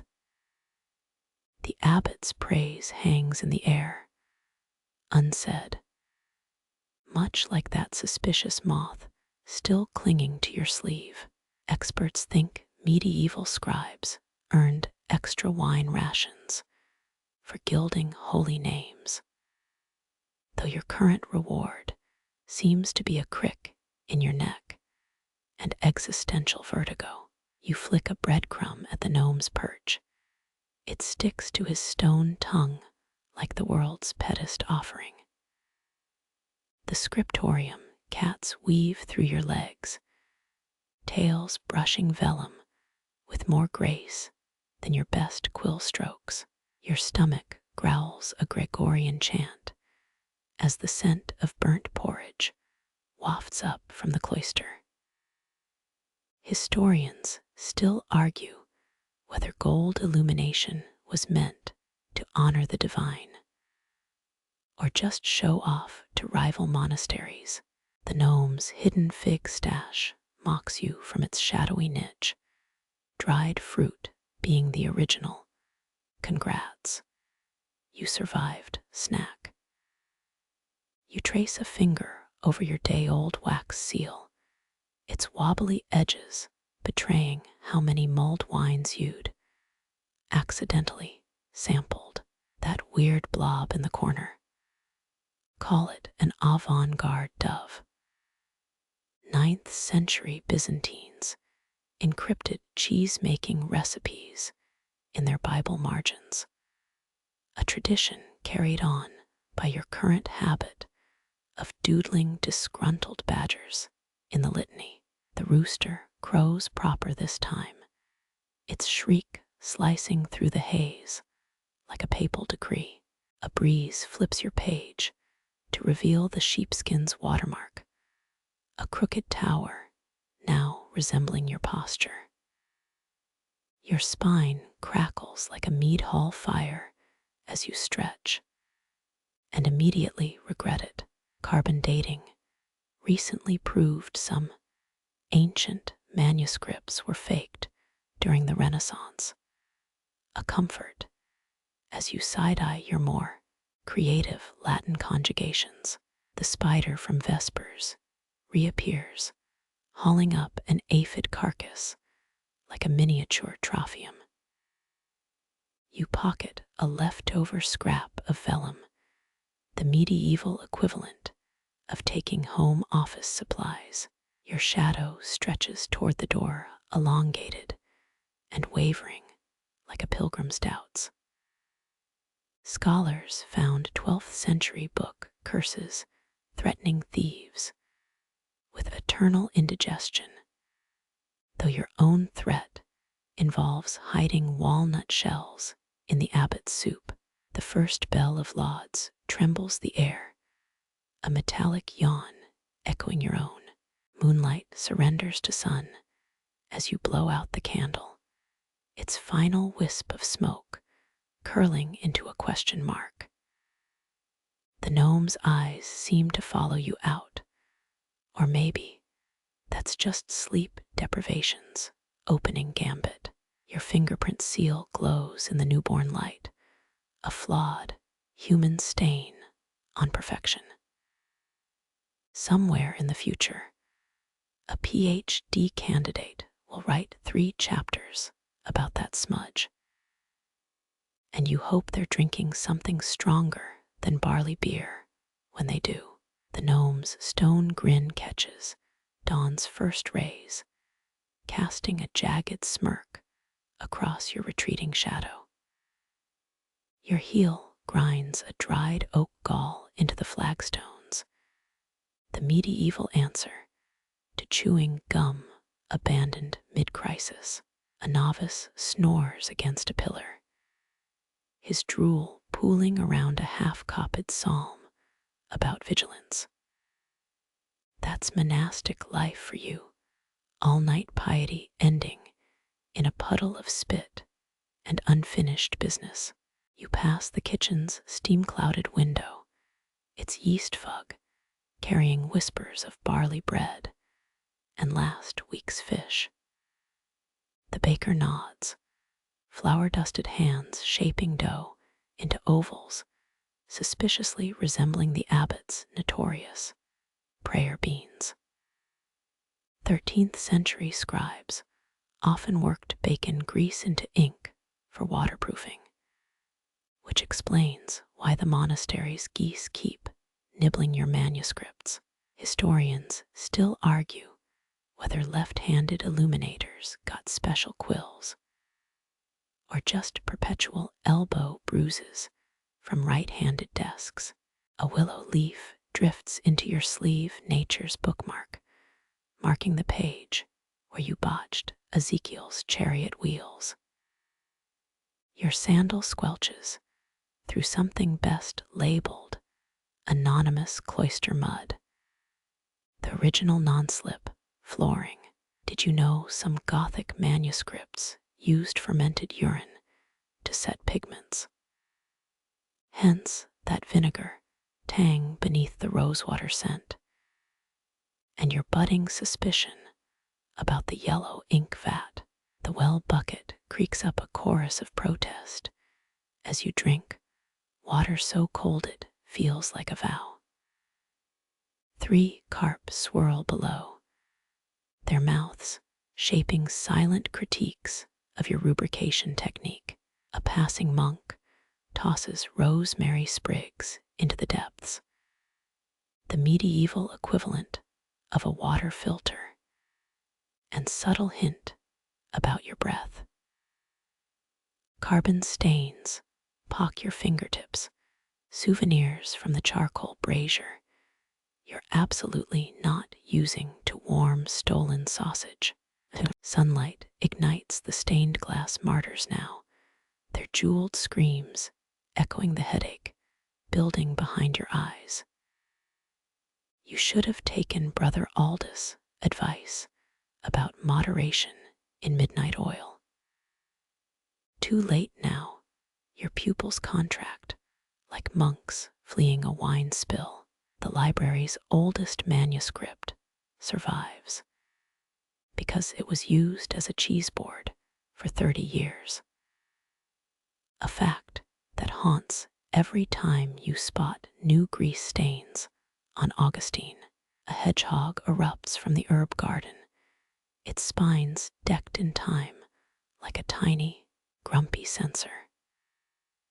You resist the urge to lob your sandal at it, mostly because you need both shoes to hide contraband figs. Experts think some monasteries hired professional correctors to fix scribal errors, a job description that probably included daily aspirin and a strong drink. The hedgehog's judgmental sniff says you'd last 3 days. Bell metal shivers the air, prime and terse clanging against each other like dueling deacons. Your stomach groans the dies-a-ree as you count hours till cheese ration time. That's the thing about copying Revelation. It really magnifies one's feelings about lunch. Never open debates rage over whether monks preferred cheese rinds as bookmarks or just lacked proper snacks. You pause at the forge, its heat rippling the air like a defective halo. The smith's hammer beats out a rhythm older than Gregorian chant. Or maybe he's just fixing another pilgrim-proof chalice. Pigments shimmer in clay pots, malachite green pulsing like captured storm clouds. 9th century Spanish scribes added ground emeralds to ink for feast day manuscripts, which explains why the abbot's Christmas homily looks radioactive. YOUR Chinese letter FF66 charcoal stick snaps mid-aside, a Judas betrayal by inferior craftsmanship. The gardener's wheelbarrow holds a basilisk skull, or possibly a very ambitious rooster's remains. Either way, you're not paid enough for this. Dawn bleeds into proper morning now, your shadow shrinking like a sinner's excuses during confession. The breakfast bell trills, heralding oat gruel and the abbot's annual "Why Quills Beat Keyboards" lecture. Somewhere, a sheep bleats at its missing flank, future vellum, pre-grieving its holy purpose. You pocket a fallen oak gall, the stationary cupboard of the damned. Legend claims silver needles survived in one psalter's binding. But that's just church propaganda to discourage light fingers. Bees drone through the cloister, winged monks reciting litanies as they pillage the lavender. You follow, drawn less by piety than the lure of honey cakes cooling somewhere. A novice's dropped quill spirals down its split nib pointing east like a divinely inspired compass. So begins the pilgrimage to the kitchen. Step 1. Bribe the baker. Step 2. Feign sudden interest in table blessings. The usual. The baker's doorway exhales honeyed heat, a promise of stolen sweetness tucked beneath his flour sack apron. His eyebrows levitate at your proffered oak gall. The scribe to kitchen exchange rate being 3 ink nuts for 1 decent pastry. You're pretty sure this violates 7 monastic rules. But so does the abbot's secret mead stash behind the reliquary. Dough slaps stone as he works, a sticky symphony of gluten and gild. 13th century convents often kept recipe books, coded in psalter margins, their cookie instructions disguised as prayers against gout. The air thrums with beeswax candles flickering under a carved St. Ambrose, patron saint of beekeepers, and apparently kitchen collusion. A burnt raisin rolls toward your foot, crime scene evidence from yesterday's communion wafer experiment. Historians still argue whether medieval bakers used sourdough starters as currency. But the way Brother Bertrand guards his jar says yes. You pocket a honeycomb shard, its hexagonal cells glistening like tiny cathedral windows. The baker slides a fig-stuffed bun across the counter, its surface suspiciously resembling the abbey's forbidden dice. Your elbow brushes a cooling rack, sending a biscuit clattering into the sage bundle drying overhead. The resulting dust storm makes you sneeze consecutively in Latin. An accidental exorcism. The novice dishboy applauds. Through the steam, you spot Prior Julian's shadow staining the herb garden, his sandals chewing rosemary as he pretends not to notice your carb-based heresy. Quick, distract him with the incorruptible cheese myth from last week's chapter. Did you know some nunneries affixed truffle-scented seals to letters? Their preservation method beats modern bubble mailers and probably attracted more bores. Your teeth sink into the bun molten fig guts, threatening to mimic the Helmuth illustrations you copied yesterday. A dried lavender stalk pokes from the filling, the baker's idea of a healthy garnish. Church records show 5 monks were once fined for honey theft via spoon, a charge you're now personally revisiting. The kitchen cat weaves between your ankles its tail, tipped in flour like a blasphemous aspergillum. You drop a crumb tribute, aware this little Judas would sell you out for cream. That's the trouble with cloister life. Even the mice have taken vows of silence. A fly drowns in the baptismal font of spilled cider. Its final buzz sinks with the office bell's drone. Time to shuffle back before your ink dries. And the abbot notices his favorite quills, suspiciously honeyed sheen. The bakery heat fades behind you, leaving just sugar, grit in your sleeves. And the nagging sense you've inspired next week's penitential psalm. The abbey's midnight chill seeps into your knuckles, each breath fogging the vellum like a ghostly parchment press. Your stolen honeycomb oozes across the desk, a golden puddle threatening to drown St. Gregory's homilies in sweetness. Did you know 12th century inks sometimes used wine dregs as binder?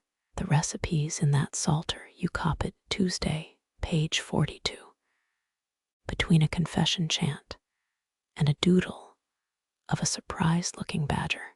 A candle wick sputters, casting shadow puppet devils on the scriptorium wall.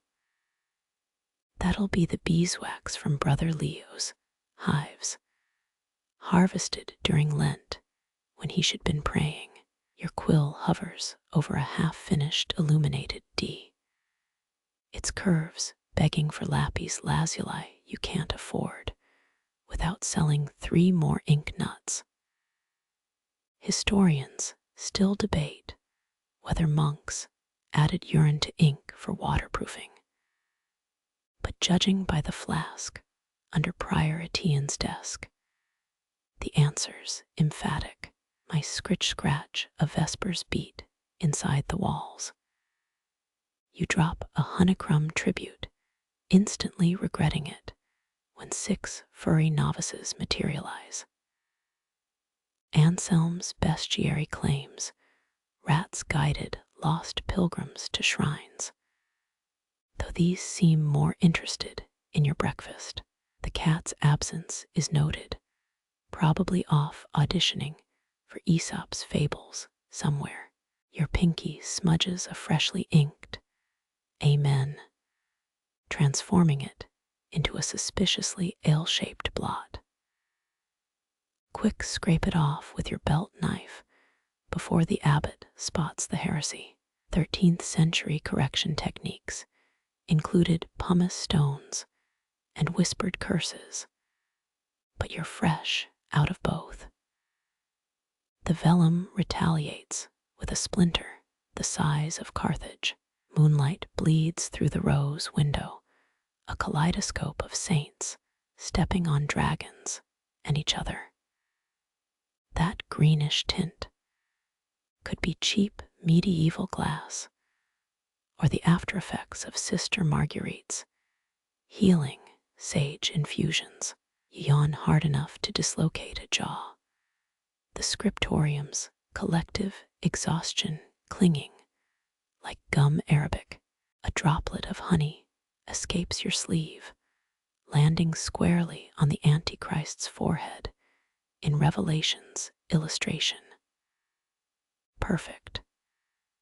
Now the end times smell like rosemary and poor life choices. Chronicles mention a bishop who banned snacks near manuscripts in 1283. His decree now lines the abbey's jam cellar as makeshift parchment. The office of matins drones through floorboards, Brother Gaspar's adenoids turning psalms into a didgeridoo concerto. You trace the margin's vinework, wondering if those leafy swirls hide lazy self-portraits. Scholars found a York manuscript where every 5th capital has a monk sticking out his tongue. Your kind of theologian. Dawn licks the horizon, its pink tongue erasing stars like misplaced punctuation. Your candle drowns in its own wax, a miniature Viking funeral for your productivity. One final line to go. And thus the light overcame darkness, but your hand betrays you, scrawling, pass the mead instead. The error glistens wetly, an accidental time capsule for future grad students. Might as well lean in, draw a tiny abbot face-palming in the margin. Your stolen honey's gone crusty, your back's a cathedral of pops. But somewhere, 7 centuries hence, a hungover academic will toast your name.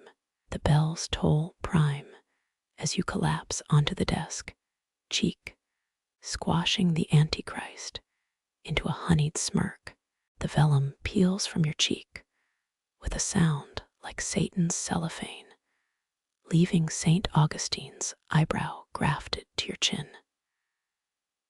Dawn's first rays ignite the honey-stained windowpane, transforming that pass the mead Marginalia into a glowing indictment.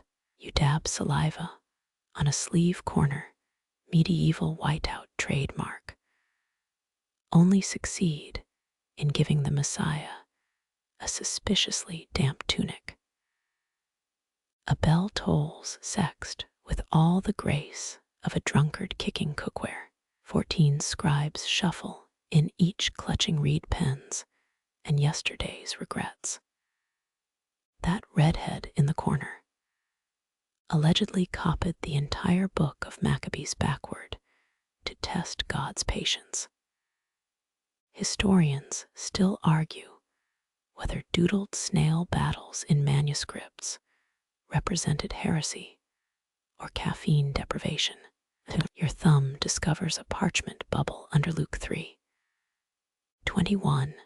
Peek beneath, and you'll find Brother Guy's attempt at drawing a pygmy elephant.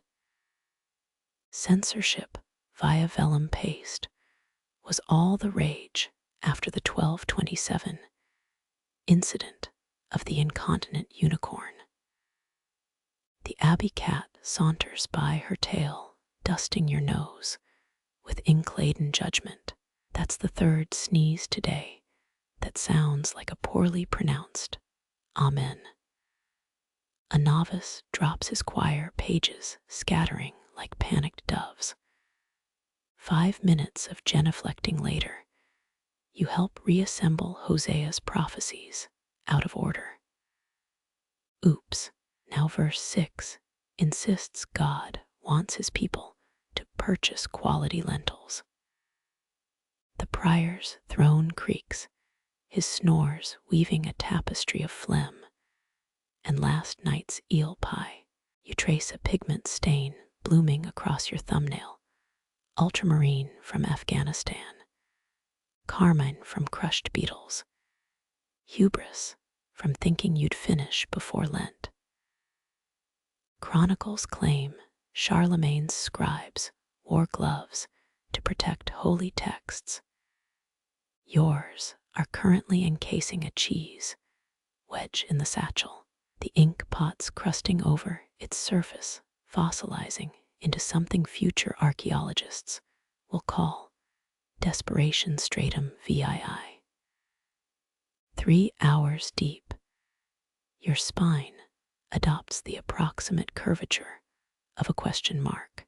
Time to deploy the illicit backcracker, a contraband hammer handle repurposed for spinal realignment.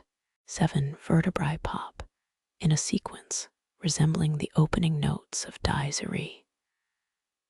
A fly drowns in your oxgall ink, its final dance spelling HELPME in microscopic legs. You fish it out with a pen knife, then hesitate. Isn't this how that Egyptian bestiary started? Scholars found a Coptic text where the plagues are just beetle races gone wrong. The Illuminated dove your painting now looks suspiciously like a disgruntled goose. Flip the page, and sweet Jerome, there's your lunchtime onion breath fogging up Ezekiel's vision of wheels within wheels. At least the prophets, now authentically hazy. Sunset lobs a final spear of light through the armory's arrow slit. Your candle stub expires mid-sentence, leaving Philippians 4:8 permanently muttering, whatever is pure, whatever is, a fitting epitaph for your quill hand.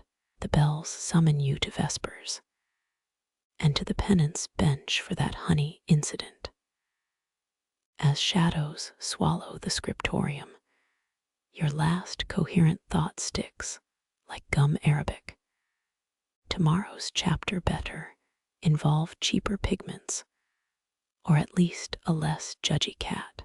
The vespers bells echo clings to your ribs like cold chapel stone. You shuffle toward penance, hamstrings screaming from hours of arthritic scribing, but detour past the honey crock. 3 bees patrol the lid, tiny, fuzzy bailiffs. Your sleeve still sticks to Ezekiel's fogged-up chariot wheels. Let history judge. Cloister shadows stretch into gaunt fingers as you kneel. The prior's breath heaves behind you, a wheezy bagpipe solo. Brother Matthias, Isaiah scroll, he intones, smells suspiciously of fig preserves. You blame the cat. Historians know medieval monasteries doubled as jam factories, though none mention sacramental apricot spread. Moonlight bleeds through the rose window. Some claim the Templars hid heresies in stained glass patterns. Turn your head just so, and the Lamb of God becomes a rather dashing lute player you've seen weirder in the margins. That bestiary of Bolognese hens still haunts your dreams. Your knees fuse to the floorboards. 14 Hail Marys in. A draft whispers through St. Sebastian's arrow wounds. Someone's snoring in the reliquary. The Benedictine rule demanded 7 daily prayers, but modern reenactors collapse at 5. Tonight, you trade transubstantiation for a footstool. A mouse skitters across Psalm 91's promise of treading lions. It pauses to nibble your dropped crust, sacrament adjacent. Chroniclers wrote of monks taming otters as pest control. Your cellmates, still that judgy, ink-splattered cat. Her latest kill decorates Proverbs with mouse blood punctuation. Mid-penance, your stomach growls the dizery. The kitchen's scent taunts you burnt barley and existential dread. Ever wonder why eel pie dominated monastic menus? Blame the fishware tithes. A 12th century ledger lists 17 otter pelts traded for licorice root. Historians still argue whether licorice meant drugs or candy. You shift weight, hip joints popping like Galilee fig sap. The prior's sandal taps your shoulder. Finish tomorrow, he rasps. And for mercy's sake, wash the goose fat from your sleeves. The dormitory stairs creak under pilgrimage blisters. Your palate awaits, stuffed with straw and existential questions. Did Coptic scribes also fantasize about feather pillows? That Gnostic text found in a crocodile's belly suggests maybe you flop down just as the midnight bell swallows its own echo. Sleep comes in vellum scraps, flashes of dancing elephants, honey-fueled prophecies, a cat judge holding scales tipped with inkpots.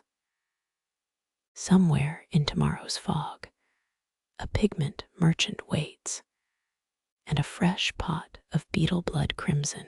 You drift off drafting psalms to the patron saint of lumbar support. Dawn's first slit carves the cloister's eastern wall, a golden blade splitting soot-stained stones. Your spine cracks like a bread loaf as you rise. 17 hours till Compline. The cat's tail flicks across your face, both alarm clock and critique of your life choices. You stumble toward the scriptorium, smell of vinegar, and crushed walnut shells already biting your sinuses. History nerds, no iron gall ink, required oak galls, and urine, the dark side of illuminated manuscripts. But why did some monks add honey? Theories range from smoother flow to warding off demons, your monies, on demon insurance. The mouse from last night's psalm raid emerges, haunch cocked atop Eusebius' chronicle like a furry conqueror. Medieval pest control involved mint sprigs and, let's say, creative incantations. You've seen Brother Thaddeus serenade rats with verse. Shockingly, it works. Your quill hovers over vellum older than your great-grandfather's sins. Ever notice how scribes avoided correcting errors? Blame papal decree, the 1229 ban on erasing holy texts forced generations of creative marginalia. That's right, doodle theology. Historians still argue whether snail fights in borders represented heresy or just really bored illustrators. A bead of ink pools, yearning to ruin everything. You blot it deftly with linen scrap, reminds you of that holy handkerchief hawked in Chartres last summer. 83 pilgrims swore it bore the Virgin's snot. The prior bought 2. Sunlight glares off the pigment jars, verdigris green from rotting copper, lapis lazuli richer than bishops. You'd kill for a coffee. 10th century Ethiopians got their buzz from steeping leaves, monastic Red Bull with extra humility. The cat bats a dried fish head toward your desk. An offering or critique of your Isaiah flourishes. Scholars debate whether medieval felines were freelancers or full-time manuscript consultants. Check the ledger. One mouser earned double rations for liturgical mouse suppression. Your stomach howls a Gregorian chant. Lunch means barley gruel, the kind that sticks to ribs and regrets. Remember Sister Agnes' theory about mortification via porridge. You're living her dream. Vespers arrives, chill seeping into your kneecaps like candle wax. Ever wonder why monks favored stone floors for penance? The Benedictines called it humility infrastructure. You call it sadistic interior design. When Complin's bell finally groans, your knuckles have fused to the quill. Legend claims St. Columba copied 300 gospels while fasting. You call BS. Man ate at least one sacred cheese wheel. Midnight oil burns your last candle stub, the wick drowning in wax like a sinner in holy water. Your final flourish catches the vellum, a peacock's tail blooming where Psalm 91's pit of the viper should be. Procrastination gains medieval flair when you've got 48 pigments and 0 supervision. A moth kamikazes into your inkwell medieval OSHA would have had opinions. Remember Brother Gerald's B-ink incident of 09. 8 chant books rewritten in honey-smeared script. Apiculture meets atonement. You blow grit from the quill's split tip. Modern planners don't mention this part, the 3 a.m. panic when your Deus vault looks suspiciously like dessert vault. Historians still argue whether the Luttrell Psalter's marginal feast scenes depicted real meals or a scribe's hangry hallucinations. Moonlight betrays your shoddy line spacing. Blame the hyssop tea, 3rd century monastic caffeine with a side of existential dread. The cat's snoring now, contralto, purrs harmonizing with your stomach's bassoon croaks. Check the annals. 1 Westminster Abbey record lists vinegar and eel pie as scribe revival tonics. You trade your best quill for a Tums. Your pinky smudges a freshly inked tetragrammaton, eternal damnation, via clumsy digit. Medieval fix, scrape it with a breadcrumb. Bonus snack if you're desperate. Experts think this explains the 1348 manuscript declaring, "Gluttony is a virtue." Dawn's first rays hit your masterpiece, a liber vitae, so lavish it'd make Charlemagne's ghost weep. The lapis blue alone cost more than your village's yearly ale budget. Trade routes bled Afghanistan dry for that pigment, caravans carting crushed gems across continents, so monks could color the virgin's robes just right. The abbot's shadow looms. His nose wrinkles at your ink-stamped cheek, the medieval version of a workplace write-up. Legend says Cistercians banned beards because facial hair trapped parchment mites. But you've seen Father Anselm's crumb-filled whiskers. Lies, bells shatter the stillness. You rise, knees popping like Visigoth siege engines. Ever notice how monastic stairs steepen after all-nighters? The architect clearly hated happiness. Rotate your spine, 7 vertebrae crack in Gregorian chant order. Breakfast brings penitential porridge, lukewarm oats that taste like defeat. Scholars debate whether the rule of St. Benedict mandated bland meals, or if medieval cooks just sucked. That secret spice blend Sister Marta brags about.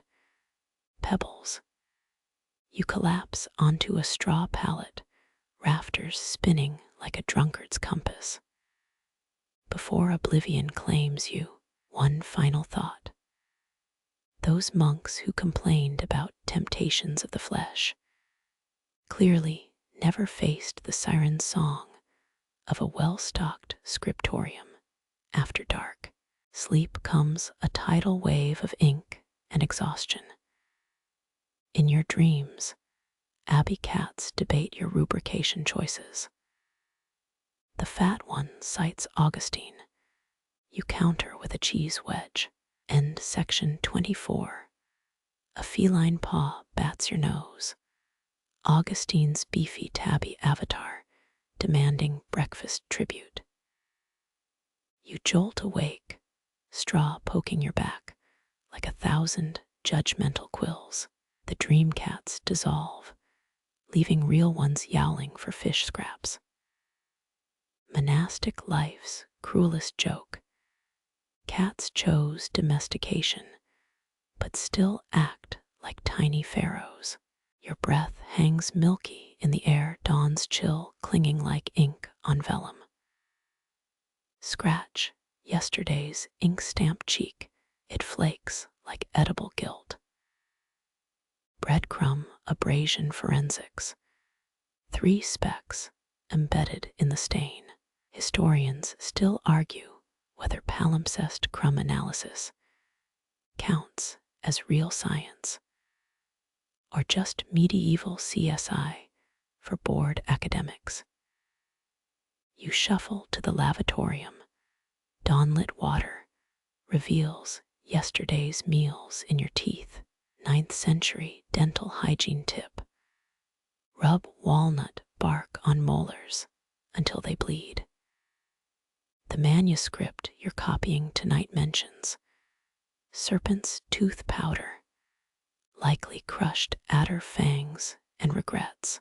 Experts think this explains the Guildford Priory skulls, with unexplained holes drilled. Breakfast brings atonement ale, warm, flat, and precisely as joyful as a hair shirt.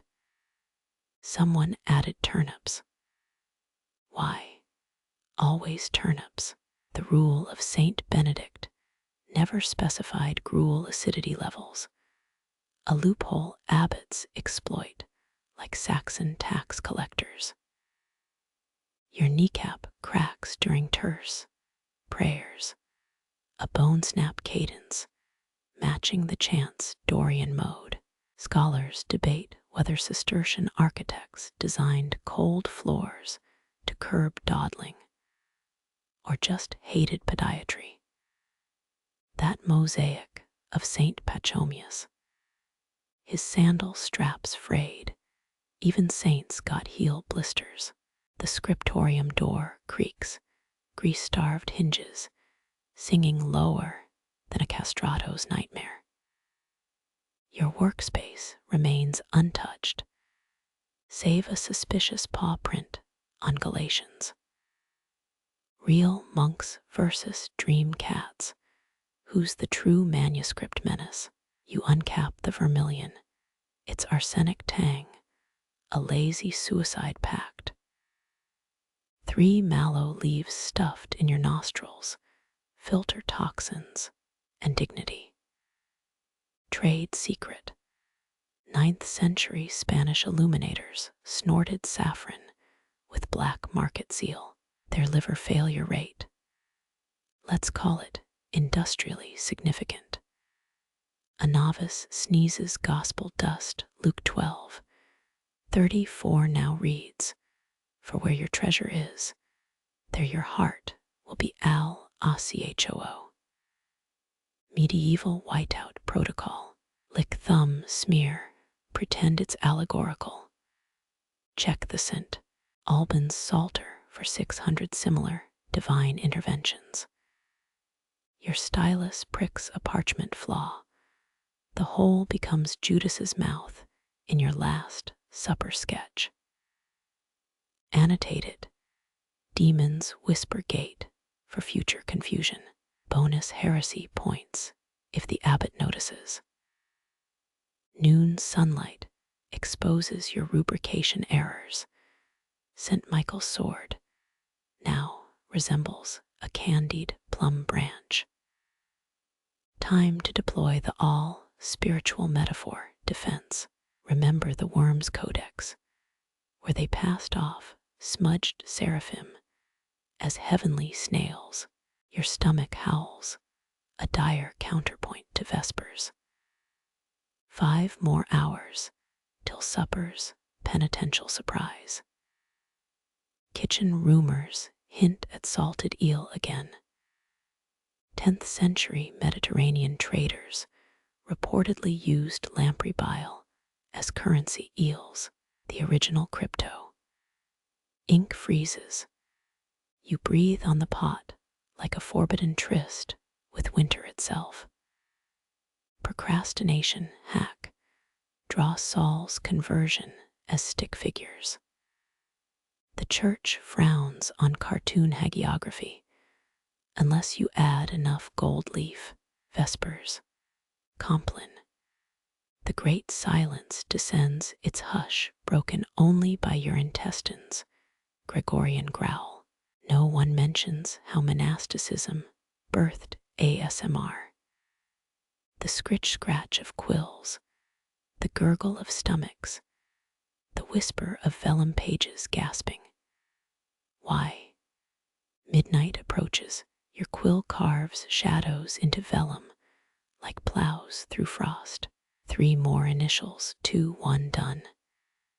You dot the last. I, with a deliberate tremor, fraudulent humility perfected. The candle drowns itself, a martyrdom of wax and exhaustion. You've copied 18 psalms, misquoted 5, and illustrated Balaam's donkey with your sleep-starved face. The Council of Trent will hate this. Dawn's first cough sputters over the cloister. The Liber Apocalypsis lies finished, its pages smelling of desperation and dead moths. Your masterpiece, your disgrace, your problem for future monk. A bell tolls, your spine unkinks, vertebrae chanting the dies irae. Somewhere, Charlemagne's ghost facepalms. Tomorrow, Augustine's cats demand a new folio, and the abbot needs a very creative confession. A wax seal cracks under your thumb, its dragon insignia sighing like a deflating wineskin.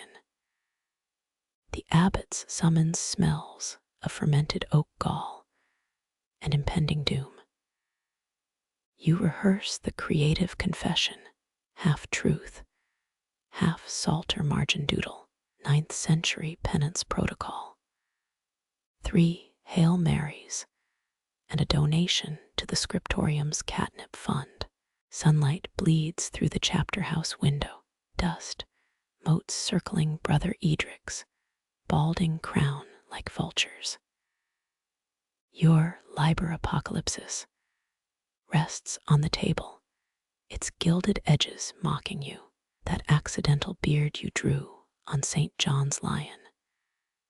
Historians still argue whether it's heresy or just a really bad case of parchment acne. The abbot's finger hovers over your Vellum's donkey portrait. His knuckle creaks, a sound last heard when Rome fell. Explain. You mention divine inspiration, allegorical depth, and possible carbon monoxide poisoning from the brazier. Medieval legal loophole 101. Blame ventilation. He arches an eyebrow, skills honed, excommunicating cheese thieves. You offer to redo the page with extra cherubs. His silence costs you 2 candle-making shifts and a decade off purgatory. Classic win-win. Outside, Augustine's tabby gifts you a dead mouse, tail coiled like a Celtic knot. You bury it beneath the yew tree, the unofficial feline necropolis. Scholars recently dug up a cat. They're wearing a tiny lead amulet, addressed to Mithras, Lord of Rodents. You trade turnip duty for a night in the Scriptorium, quill calluses bartered smoother than Venetian glass beads. The replacement vellum feels suspiciously hairy. 10th century forgery tip. Goat skins easier to scrape than sheep if you ignore the ethical bleeding. Your new donkey sketch sports halos and an apologetic speech bubble. Procrastination pays until you sneeze mallow pollen across the judgment scene. Behold Pontius Pilate with a floral crown. Pros, aesthetic. Cons, technically blasphemous. Vespers bring foot-numbing cold flagstones leaching warmth like tavern keepers siphon ale. You shuffle step to avoid tormenting your blisters. Historians tally 14 papal decrees about chilblains and 0 solutions. The Middle Ages, inventors of suffering as team building. Midnight oil burns your eyes, each blink leaving comet trails. You re-ink Revelations 6, 8 twice. The 4 horsemen now ride confused donkeys. Apocalypse. Check the Hereford Mappa Mundies. Edge. Some bored monk drew Satan as a grumpy badger. Dawn finds you slumped over psalms, your drool pooling in David's lyre. Breakfast bells clang, 7 notes that taste like burnt oats and resignation. 9th century coffee substitute. Roasted dandelion roots crushed with existential dread. The abbot inspects your fixes and sighs the sigh that toppled Carthage. It'll do. Praise so faint it needs a scribal footnote. Your masterpiece joins the library, sandwiched between theology manuals and that weird treatise on turnip-based astronomy. You rinse ink-clotted nails in rainwater, pink trickles mapping your sins. Monks once believed colored runoff predicted damnation. Red for wrath, blue for pride. Yours, a sunset swirl matching the Book of Kells, Cairo page. Oops, Augustine's cats stage a coup in the scriptorium. One naps in the incense burner, tail aflame. Chaos theory was invented here. You douse it with atonement ale, now technically holy water. The smoke smells like heresy and singed tuna lying in the cloister garth. You count stars through a haze of exhaustion. Chroniclers claim Charlemagne's court astrologer mapped constellations shaped like his mistresses. Credible? No, more plausible than 6-hour Gregorian chants about lettuce yields. Sleep comes a thief stealing hours before lauds. The dream cats return riding donkeys across your vellum soul. They demand sapphire ink and an explanation for Pilate's flower crown. The abbot would approve. Maybe you wake to a quill tip poking your cheek, Brother Edric's idea of a celestial alarm clock. His ink-stained smile mirrors the cracked saints in yesterday's psalter. Rise and atone, he growls, tossing you a loaf harder than Charlemagne's coronation crown. 9th century breakfast protocol. Gnaw strategically or lose a molar. Morning light glints off the scriptorium's leaded glass, sunbeams dissecting dust into floating Westminster Abbey blueprints. Your repaired codex lies open, haloed donkey staring up. Historians still argue whether medieval scribes hallucinated more from ink fumes or sheer boredom. Tonight's research question: did lapis lazuli pigment cost 6 sheep per ounce? Or 7? The abbot materializes, shadow first, like some Benedictine vampires got Da Vinci'd. He pages through your revisions, pausing at Pilate's floral headdress. His beard twitches. Is that approval? No, just a flea seeking greener pastures. Margin, he intones, pointing to the donkey's speech bubble. Latin conjugations wrong. Third declension nouns demand proper. A crash interrupts him. Augustine's cats topple an inkpot, the resulting splatter resembling Pope Formosus' posthumous trial portrait. Chaos Theories, 2nd chapter writes itself. You grab blotting rags, papyrus scraps, reused 13 times, faint love poems still bleeding through. 10th century recycling, romantic tragedy as spill cleanup. The replacement vellum feels suspiciously warm and smells of damp wool. Forged parchment perk, quicker absorption. Downside: your St. George now sports Crusader-era eczema. You add a martyred expression and 3 strategic blisters. Hagiography, hack if the art's bad enough. They'll assume it's symbolic. Vespers arrive early or your stomach lies. The refectory serves fish stew, which waves back. Monastic diet facts, Lent lasted 11 months here. You pocket a turnip, wedge future trade for a non-moldy quill. Survival tip: always carry root vegetables when surrounded by celibates. Settling into night watch, you recopy Luke 12:27. Lilies of the field get a gilded upgrade. Someone left wine in your ink pot, a mercy or prank. Carolingian preservation method. Sacramental Cabernet for enriched pigmentation. Also explains why all the early Gospels smell like vinegar. 2 drunk swallows dive bomb the scriptorium, brushing your tonsure and shrieking like Viking berserkers. You improvise a feather quill, then reconsider. Avian influenza outbreaks in 843 AD. No, just chronic sleep deprivation. Check the margins for bird-related salters instead.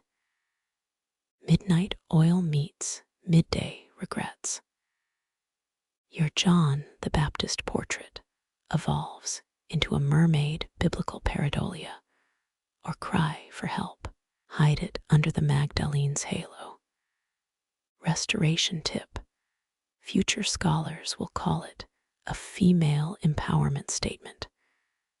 Probably. Dawn scratches at the shutters, pale fingers testing the ink-black glass. You drip wax onto the final folio. Watch it bloom like Canterbury in spring. 9th century QA protocol: seals cover mistakes and existential crises equally. Bonus: beeswax scent masks the latrine trench aroma. The abbot returns at first bell, still crusted with yesterday's wrath and incense ash. He thumbs through your pages, snorts at a cherub's misplaced genitals. Perhaps stick to lettering. Medieval burn, hotter than the devil's own whetstone. As punishment, you're assigned the butcher's psalter, its pages greasy with lard fingerprints. Illumination hack: turn cholesterol stains into divine light rays. The Lamb of God now glistens appropriately. Apocryphal fact: 3 popes died from grease fire accidents during Vespers. Augustine's tabby drags in a bat, wings spread like Satan's own bookmark. You sketch the scene, add a halo for plausible deniability. Bestiary fun fact: medieval monks cataloged 7 types of demonic poultry. Chickens with human teeth, geese that quote Tertullian, the usual. Sunset finds you back at the yew tree, mouse grave, now sprouting suspicious mushrooms. You leave an offering of stolen cheese, just in case. Cat-adjacent heresy, pro tip: always bribe the local wildlife. Charlemagne's monks buried fermented herring to appease garden sprites. True story, probably. Lying in the cloister, you count constellations named by insomniac abbots: the vat, the sneeze, the bishop's overambitious codpiece. Chroniclers claim Leo III mapped stars using beer froth, which explains the dipper's lopsided handle. Check the Vienna Codex. It's all there if you squint. Sleep comes a grudging truce. The dream donkeys return this time, demanding illuminated saddle blankets. You negotiate halos for hay. Compromise is the soul of monastic life, and marginally cheaper than therapy. The abbot's snores echo through the dorter, a Gregorian chant in D-flat. Final dawn cracks the horizon eggshell thin and twice as fragile. Your codex sits in the reliquary, nestled between St. Cuthbert's toenail and a very suspicious thorn from Christ's crown. Achievement unlocked. Immortality via marginal doodles. Check back in 1,200 years. They'll call your donkey avant-garde. You rinse quills in the rain barrel, watching vermilion swirls bleed into the iris roots. A novice gasps at the liquid heresy. Smile and quote Augustine, all beauty confesses God. Even the accidental ones, especially those. The cats approve, which is all that matters now. The rain barrel's crimson swirls dissolve into mud, St. Augustine-approved watercolors, surrendering to entropy. A novice scrambles to rescue floating quills, their panicked splashes sinking with the chapter house bell. Monastic OSHA violation, number 3012. Unsupervised apprentices near open fermentation vats. Brother Edric materializes with a jug of invisible ink, his term for watered-down communion wine. You dip a reed pen watch sepia, blotches bloom across scrap parchment. Mainstream history, nugget, Carolingian scribes used iron gall ink, oak galls, soaked in rainwater and rust. The Vatican's recipe included leeches, because everything's better with parasites. Your attempt at self-portraiture becomes a Rorschach test, inkblot saints judging your life choices. Flip it sideways, Edric mutters. Now it's Saint Drogo protecting sheep from existential dread. 9th century mental health care, pareidolia as group therapy. Experts still debate whether medieval doodles depicted actual visions or just bad mushroom stew. A crash echoes from the scriptorium. You arrive to find 7 cats orbiting an overturned lectern Augustine's tabby, conducting unholy evensong. The Magnificat's margins now feature clawmark annotations. Restoration tip: rebrand shredded vellum as participatory liturgy. Bonus: it justifies copying errors as feline editorial input. The abbot storms in liturgy cape, snapping like Columbus. Sails. He freezes before your inkblot saint squints, then grunts approval. Ambiguity mirrors divine mystery. Leave it. Theological whiplash. Yesterday's heresy becomes today's holy relic. Quick, hide the mermaid, John the Baptist drawing, before he changes his mind. Vespers bring fish stew redux, this time with amphibian undertones. You trade 3 Psalter sketches for Theobald's honey cake, regretting nothing. Quirky calorie fact: Benedictine monks consumed 4,000 daily calories during Lent. The rule of fasting, more like guidelines.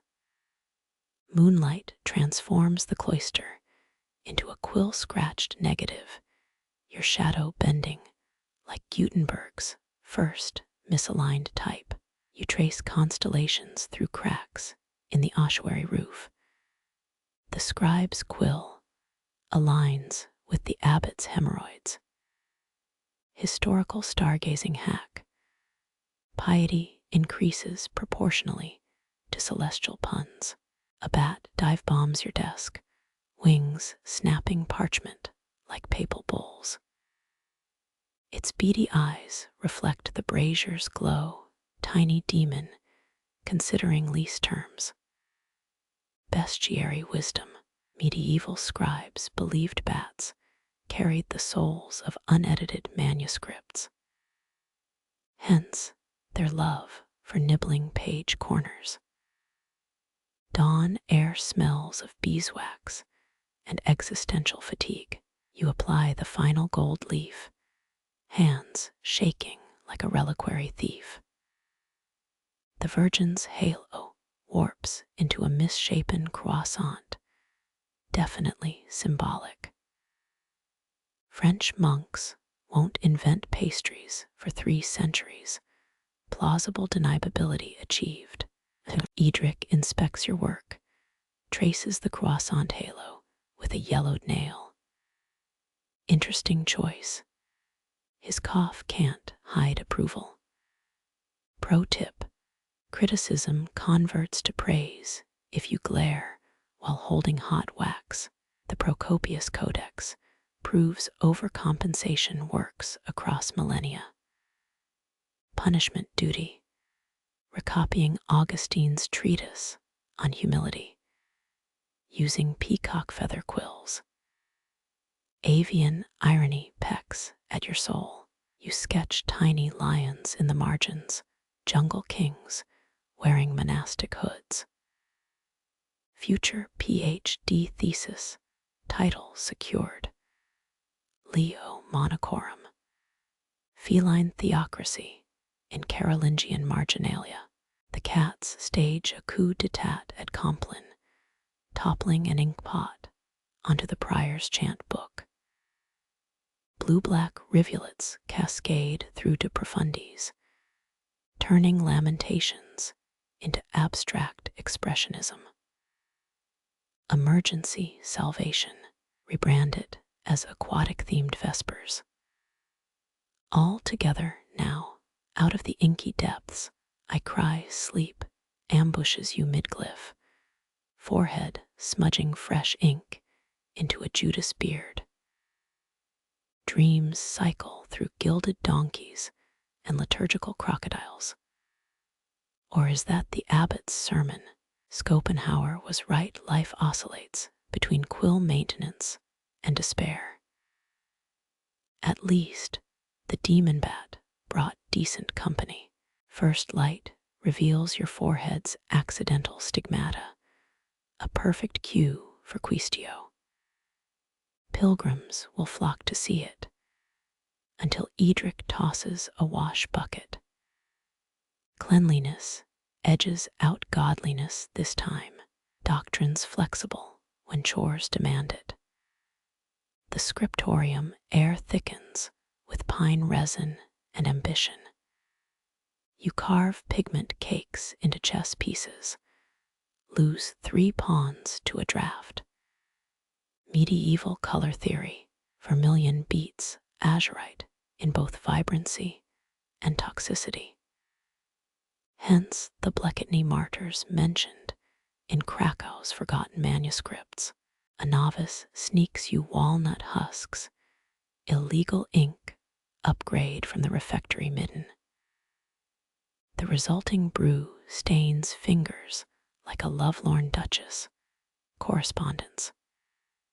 Secret message potential.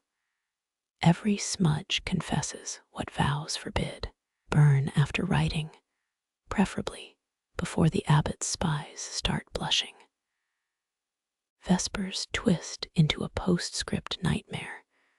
The choir chants your margin doodles by mistake.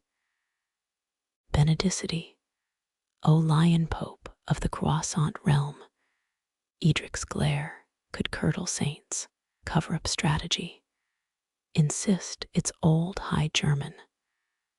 The Helliand Codex used weirder metaphors. Technically, you escape to the herb garden, moonlight pickling sage into silver-green relics.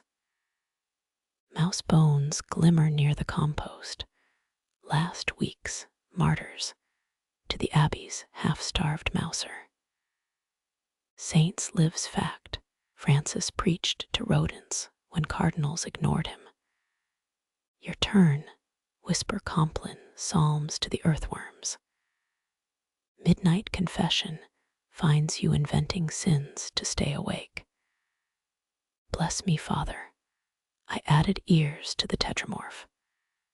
The priest yawns through your fourth venial doodling offense. Absolution comes faster when the confessor wants sherry. Aided by Augustine's loophole.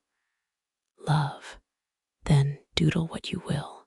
The final codex glows on the altar, your donkey evangelist, judging all comers. Historians will spend centuries debating its allegorical depth, or lack thereof. You drop a cheese rind into the offering box, hedging heavenly bets. Augustine's cats approve, which is all that matters now. The brazier's last embers hiss your breath, synchronizing with their death rattle. You press the codex's cover shut, leather binding, still warm from the gold leaf iron. Mainstream fact: medieval bookbinders boiled animal hides in urine for suppleness. Tonight's aroma suggests Brother Arnulf donated his chamber pot again. Historians still argue whether those tanning fumes caused more visions or just permanent sinus damage. Edric appears using a cat as a makeshift paperweight. It purrs while shredding your leftover vellum scraps. Burn these, he whispers, sliding you a deer bladder pouch. Inside, charcoal sketches of the abbot mid-sneeze, nostrils flared like apocalyptic trumpets. Monastery rule number 7. Satire's holy if the target can't read. You stash the contraband beneath a floorboard warped by spilled wine. The wood groans, a sacramental belch from last Lent's overzealous fermentation. Quirky tidbit: some scribes believed burying doodles in walls let sins compost into piety.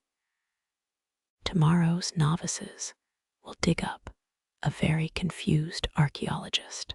Dawn vultures, or maybe just crows, circle the Scriptorium's lone, surviving walnut tree. Their shadows dance across your desk, an impromptu dance macabre performed by underpaid extras. You scratch a bird-sized St. Francis in the margin, feathers askew, sermonizing to bemused frogs. Bonus allegory: nature always heckles your best work.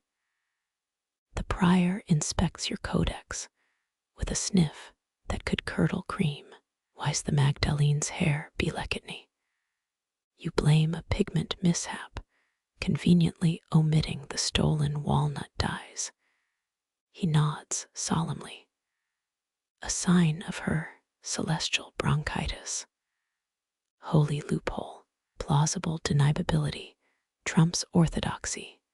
Every time a novice hands you a last supper of stale bread and suspiciously fragrant cheese, you trade half for a fleur-de-lis stencil carved from a recycled penitent's collar. Ascetic hack: hunger sharpens both wits and poor decision-making. The cheese's aftertaste suggests it's been blessing the larder since Charlemagne's coronation. Candle glow reveals your shadow puppetry masterpiece. A donkey-headed saint battling the abbot's gesticulating silhouette. Edric joins in, adding a bat-winged deacon with his hands. The Council of Nicaea II, he intones. Colorized. Schism avoided when the real abbot walks in and mistakes it for a Lent devotion. Bell tolls trigger a monastic bucket, brigade, water sloshing, toward the library's latest mystical ignition. Turns out storing lamps near incense leads to impromptu Pentecost reenactments. Firefighting tip: chant the Veni Creator Spiritus backwards while throwing sand. It doesn't help, but sounds liturgical. You escape to the courtyard, moonlight lacquering the lecture hall's collapsed roof, a hedgehog nosing through Pliny's natural history. Fragments pauses to judge you. Scholarly consensus: erudition's wasted on spiny insectivores. Still, you toss it a salter crumb, future patron saint of garden gnomes. The well's bucket creaks up, revealing 3 floaty quills and a desiccated vole. You drink anyway, thirst outweighing 9th century germ theory. Hydration hack: imagine it's the Jordan River with extra protein. The prior yells something about desert father vibes as you retch. Vespers dissolve into a snore-syncopated drone. You etch one final doodle. Moses dropping tablets onto a very smug golden calf. The margins too narrow for commandments, but just right for cartoon vengeance. Theology's simpler when you weaponize slapstick. Edric finds you asleep on an overturned inkpot cheek, branded with half the Greek alphabet. He doesn't wake you. Monastic mercy, letting novices marinate in their own poor life choices. Dreams conjure talking hymnals debating free will, until a cat licks your ear. The belfry's final toll scatters starlings into inky squiggles against the dawn. Your codex now rests on the altar donkey halo, warping in the humidity. A pilgrim kneels before it, then recoils at the beetle-shell Magdalene. Relic rule number 1: worship what you can't comprehend. You slip into the cloister, past the abbot lecturing a petrified beat about modesty. The herb garden's mint has staged a coup over the time. All hail King Peppermint the Flatulent. Agricarlery, holiness grows wildest in unweeded corners. The cats lead you to a hidden cider stash under the refectory. 3 mugs in Edric claims Procopius wrote his histories soused on pear brandy. Genius needs lubrication, he slurs, toasting your croissant-haloed virgin. You almost ask which council approved that, but your tongue's too numb. Complin's chant cracks on high notes, breath ragged from cider fumes. Even the bats sway mid-flight, tipsy acrobats of the apse. Sacred physics: a community drunk enough stops noticing heretical harmonies. You harmonize a burp into the de profundis. Miraculously, no one smites you. Dawn finds the scriptorium littered with reed pens and poor choices. You trace a finger through the prior's ink mustache, masterpiece achieved. The final quill snaps as you initial the colophon, a lopsided X that future scholars will call intentional mysticism. Last task: hide the donkey evangelist sketch under your palette. Let the 12th century discover divine asininity on its own time. Edric winces at your smirk. Whatever you're planning, involve me less. The cats nod in ominous unison. The bell tolls. Your ink-stained hands flex, half reliquary, half treasure map. Somewhere beyond the cider headache, a parable stirs, but it'll keep till breakfast. Let the next scribe wrestle seraphs and salvation. You've earned a nap in the lentil bin. A shadow falls across the threshold, not the abbot's. The hedgehog's back, dragging an owl feather twice its size. It drops the offering beside your foot. Patronage secured. You sketch a tiny mitre on its head. History or delirium will judge this later. The stars pivot unseen as you slump against the compost heap. Somewhere, a vellum page sticks to a monk's drool future fingerprint relic. Let Edric explain that margin note. Your last thought. Cheese rinds make terrible pillows.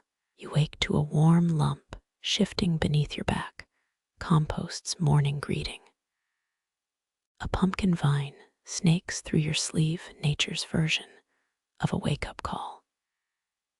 Edric's voice cuts through the rot-sweet air. Told you the lentil bin was softer. Monastic compostings, a science here layered like Psalter pages, with straw, dung, and yesterday's regrets. Experts think the Cluny Abbey could grow radishes on solid rock. Thanks to this mug, a beetle parades across your palm, its shell gleaming like a misplaced saint's relic. You recall Brother Gerald's theory that Holy Spirit manifests as iridescent insects. Historians still argue whether medieval gardens served as pharmacies or just excuses to play in dirt. The prior's prized rhubarb demands attention, its leaves rumored to cure everything from gout to existential dread. Edric prods a suspiciously hairy melon. Gregory, the great's third sermon's in there somewhere. His shovel strikes a hardened cheese wedge last seen during the great lactose exodus of Michaelmas. Quirky tidbit, novices used moldy provisions as makeshift mortar during winter repairs. The current pantries probably held up by a decade's worth of petrified brie. You pocket a worm destined for fishing, or maybe just moral support. Dawn's first rays hit the midden pile, revealing a half-illuminated mouse nibbling a vellum scrap. Bonus Psalter. Even vermin appreciate good calligraphy. The prior's bellow ricochets off the abbey walls. Who defiled the cabbages with, is that Armenian bowl pigment? Edric freezes mid-shovel. Earth to earth, minerals to minerals. You shrug, pointing to the compost's natural appetites. Fleeing the scene, you pass the herb garden's latest heresy. Sage plants spelling Kyrie in leafy script. Agrocarlery. Liturgy grows where you stop weeding. The lavender's whispering your name, or that's the sleep deprivation talking. The distillery's broken barrel oozes cider again into the carrot bed. You swipe a sticky handful breakfast of the semi-penitent. Edric toasts with a monk-shaped radish to Brother Turnipalot. His humor hasn't improved since chapter 23. The fermented tang mingles with compost musk, ambience only a medieval nose could love. A shadow stirs the beanstalks, not the hedgehog this time. The abbot's cassock snags on a rogue squash as he inspects the Kyrie sage. Divine topiary, he murmurs, either impressed or concussed. You bury a snort in your sleeve, now scented like existential rhubarb. Bell tolls shatter the fragile peace time for sext. Edric lobs a compost clod at the bell ringer's window. It splats like a psalter dropped in mud. Monastic discipline, 90%, avoiding eye contact post-mischief. You flip your hood up and step on a snail mid-canticle. The refectory's Thanksgiving loaf could double as a siege weapon. You trade your portion for a thimble of honey, looted from the prior's secret stash. Benedictine bargaining, theft's a virtue if it sweetens your gruel. The beeswax candle drips onto your thumb, St. Ambrose's alleged birthmark, now replicated in real time. Edric slides a folded leaf across the table inside, a charcoal sketch of the abbot as a turnip martyr. For the privy wall, he whispers, sacred graffiti rule. Blasphemy's fine if it's biodegradable. You pocket it alongside the worm future collaborators in holy mischief. Compost duty resumes with a vengeance, the piles grown sentient. Or maybe that's just the cider fumes. You skewer a rotten apple with your shovel, juice bubbling like a heretic's last words. Edric hums the dies irae, slightly faster each time the abbot walks by. Dusk brings the cats, 12 of them, forming a furry tribunal around the midden. They stare as you unearth a crumbling belt buckle, maybe Saint Benedict's, maybe a farrier's. Relic authentication's flexible when supper's overdue. The tabby bats it into the nettles, cataclysmal judgment delivered. You stumble into vespers smelling like a possessed cheesemonger. The prior sniffs twice, then lights extra incense. Penitential perk, stench as spiritual armor. Psalms take on new meaning when your knees squelch with every genuflection. Edric mouths compost apotheosis during the Gloria, a heresy you'll allow. Moonrise finds you back at the Scriptorium, ink-stained and cabbage-scented. The hedgehog drags in a thistle crown offering or insult. You sketch it into the margin as a spiny majesty of the humble. Edric adds a speech bubble, bring me slugs or perish. Theological depths achieved. Your final quill snaps mid-amen, a fitting end to this liturgical farce. The Codex's last page features a bishop riding a snail into battle, patience being a virtue, and all. You blot it with cider dregs, instant antique patina. The cats escort you to your pallet, a mass of purring accountability partners. Edric's already snoring under a tapestry of the temptation of Saint Anthony by fresh bread. You drift off watching a spider weave a web between your big toe and a moldy hymnal, biology's liturgy, untamed and slightly itchy. The cat's purring hums through your cloak, a dozen living hearths warding off night's chill. Moonlight spills across the compost heap, now a graveyard of apple cores and sacred scribbles, softened into shadows. Your breath sinks with Edric's snores, a ragged duet beneath the tapestry's threadbare saints.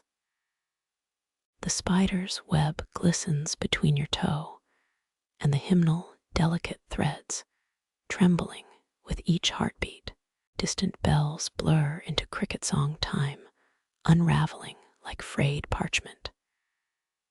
Your eyelids sink, the Scriptoriums, candle flame dwindling to a golden bead.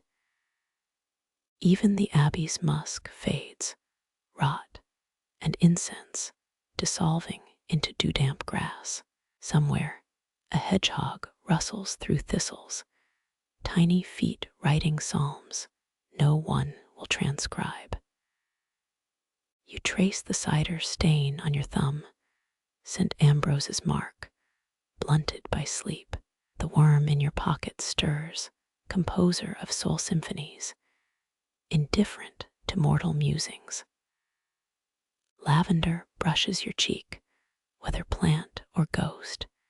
It smells like forgiveness. Edric mumbles through dreams. Not the turnip martyrdom again. His shovel lies abandoned, rust already kissing its blade. The abbey walls hum with day's residual warmth, stone breathing like a slumbering beast. Your thoughts drift to morning's compost, new pumpkins swelling beneath yesterday's regrets.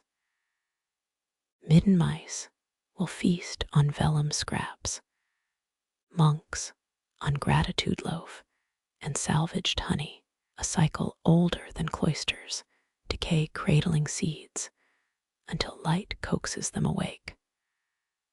The last candle gutters, shadows pooling where lavender meets dust. You surrender to the palate's straw embrace, itchy and inexact, yet strangely merciful. Even the abbot's turnip face softens in memory, a distant smudge on dawn's blank page. Breath slows. Pumpkin tendrils curl around your wrist, green shackles gentler than prayer bells. Darkness hums its oldest hymn, and the world dissolves into soil, quiet, rich, with unborn radishes.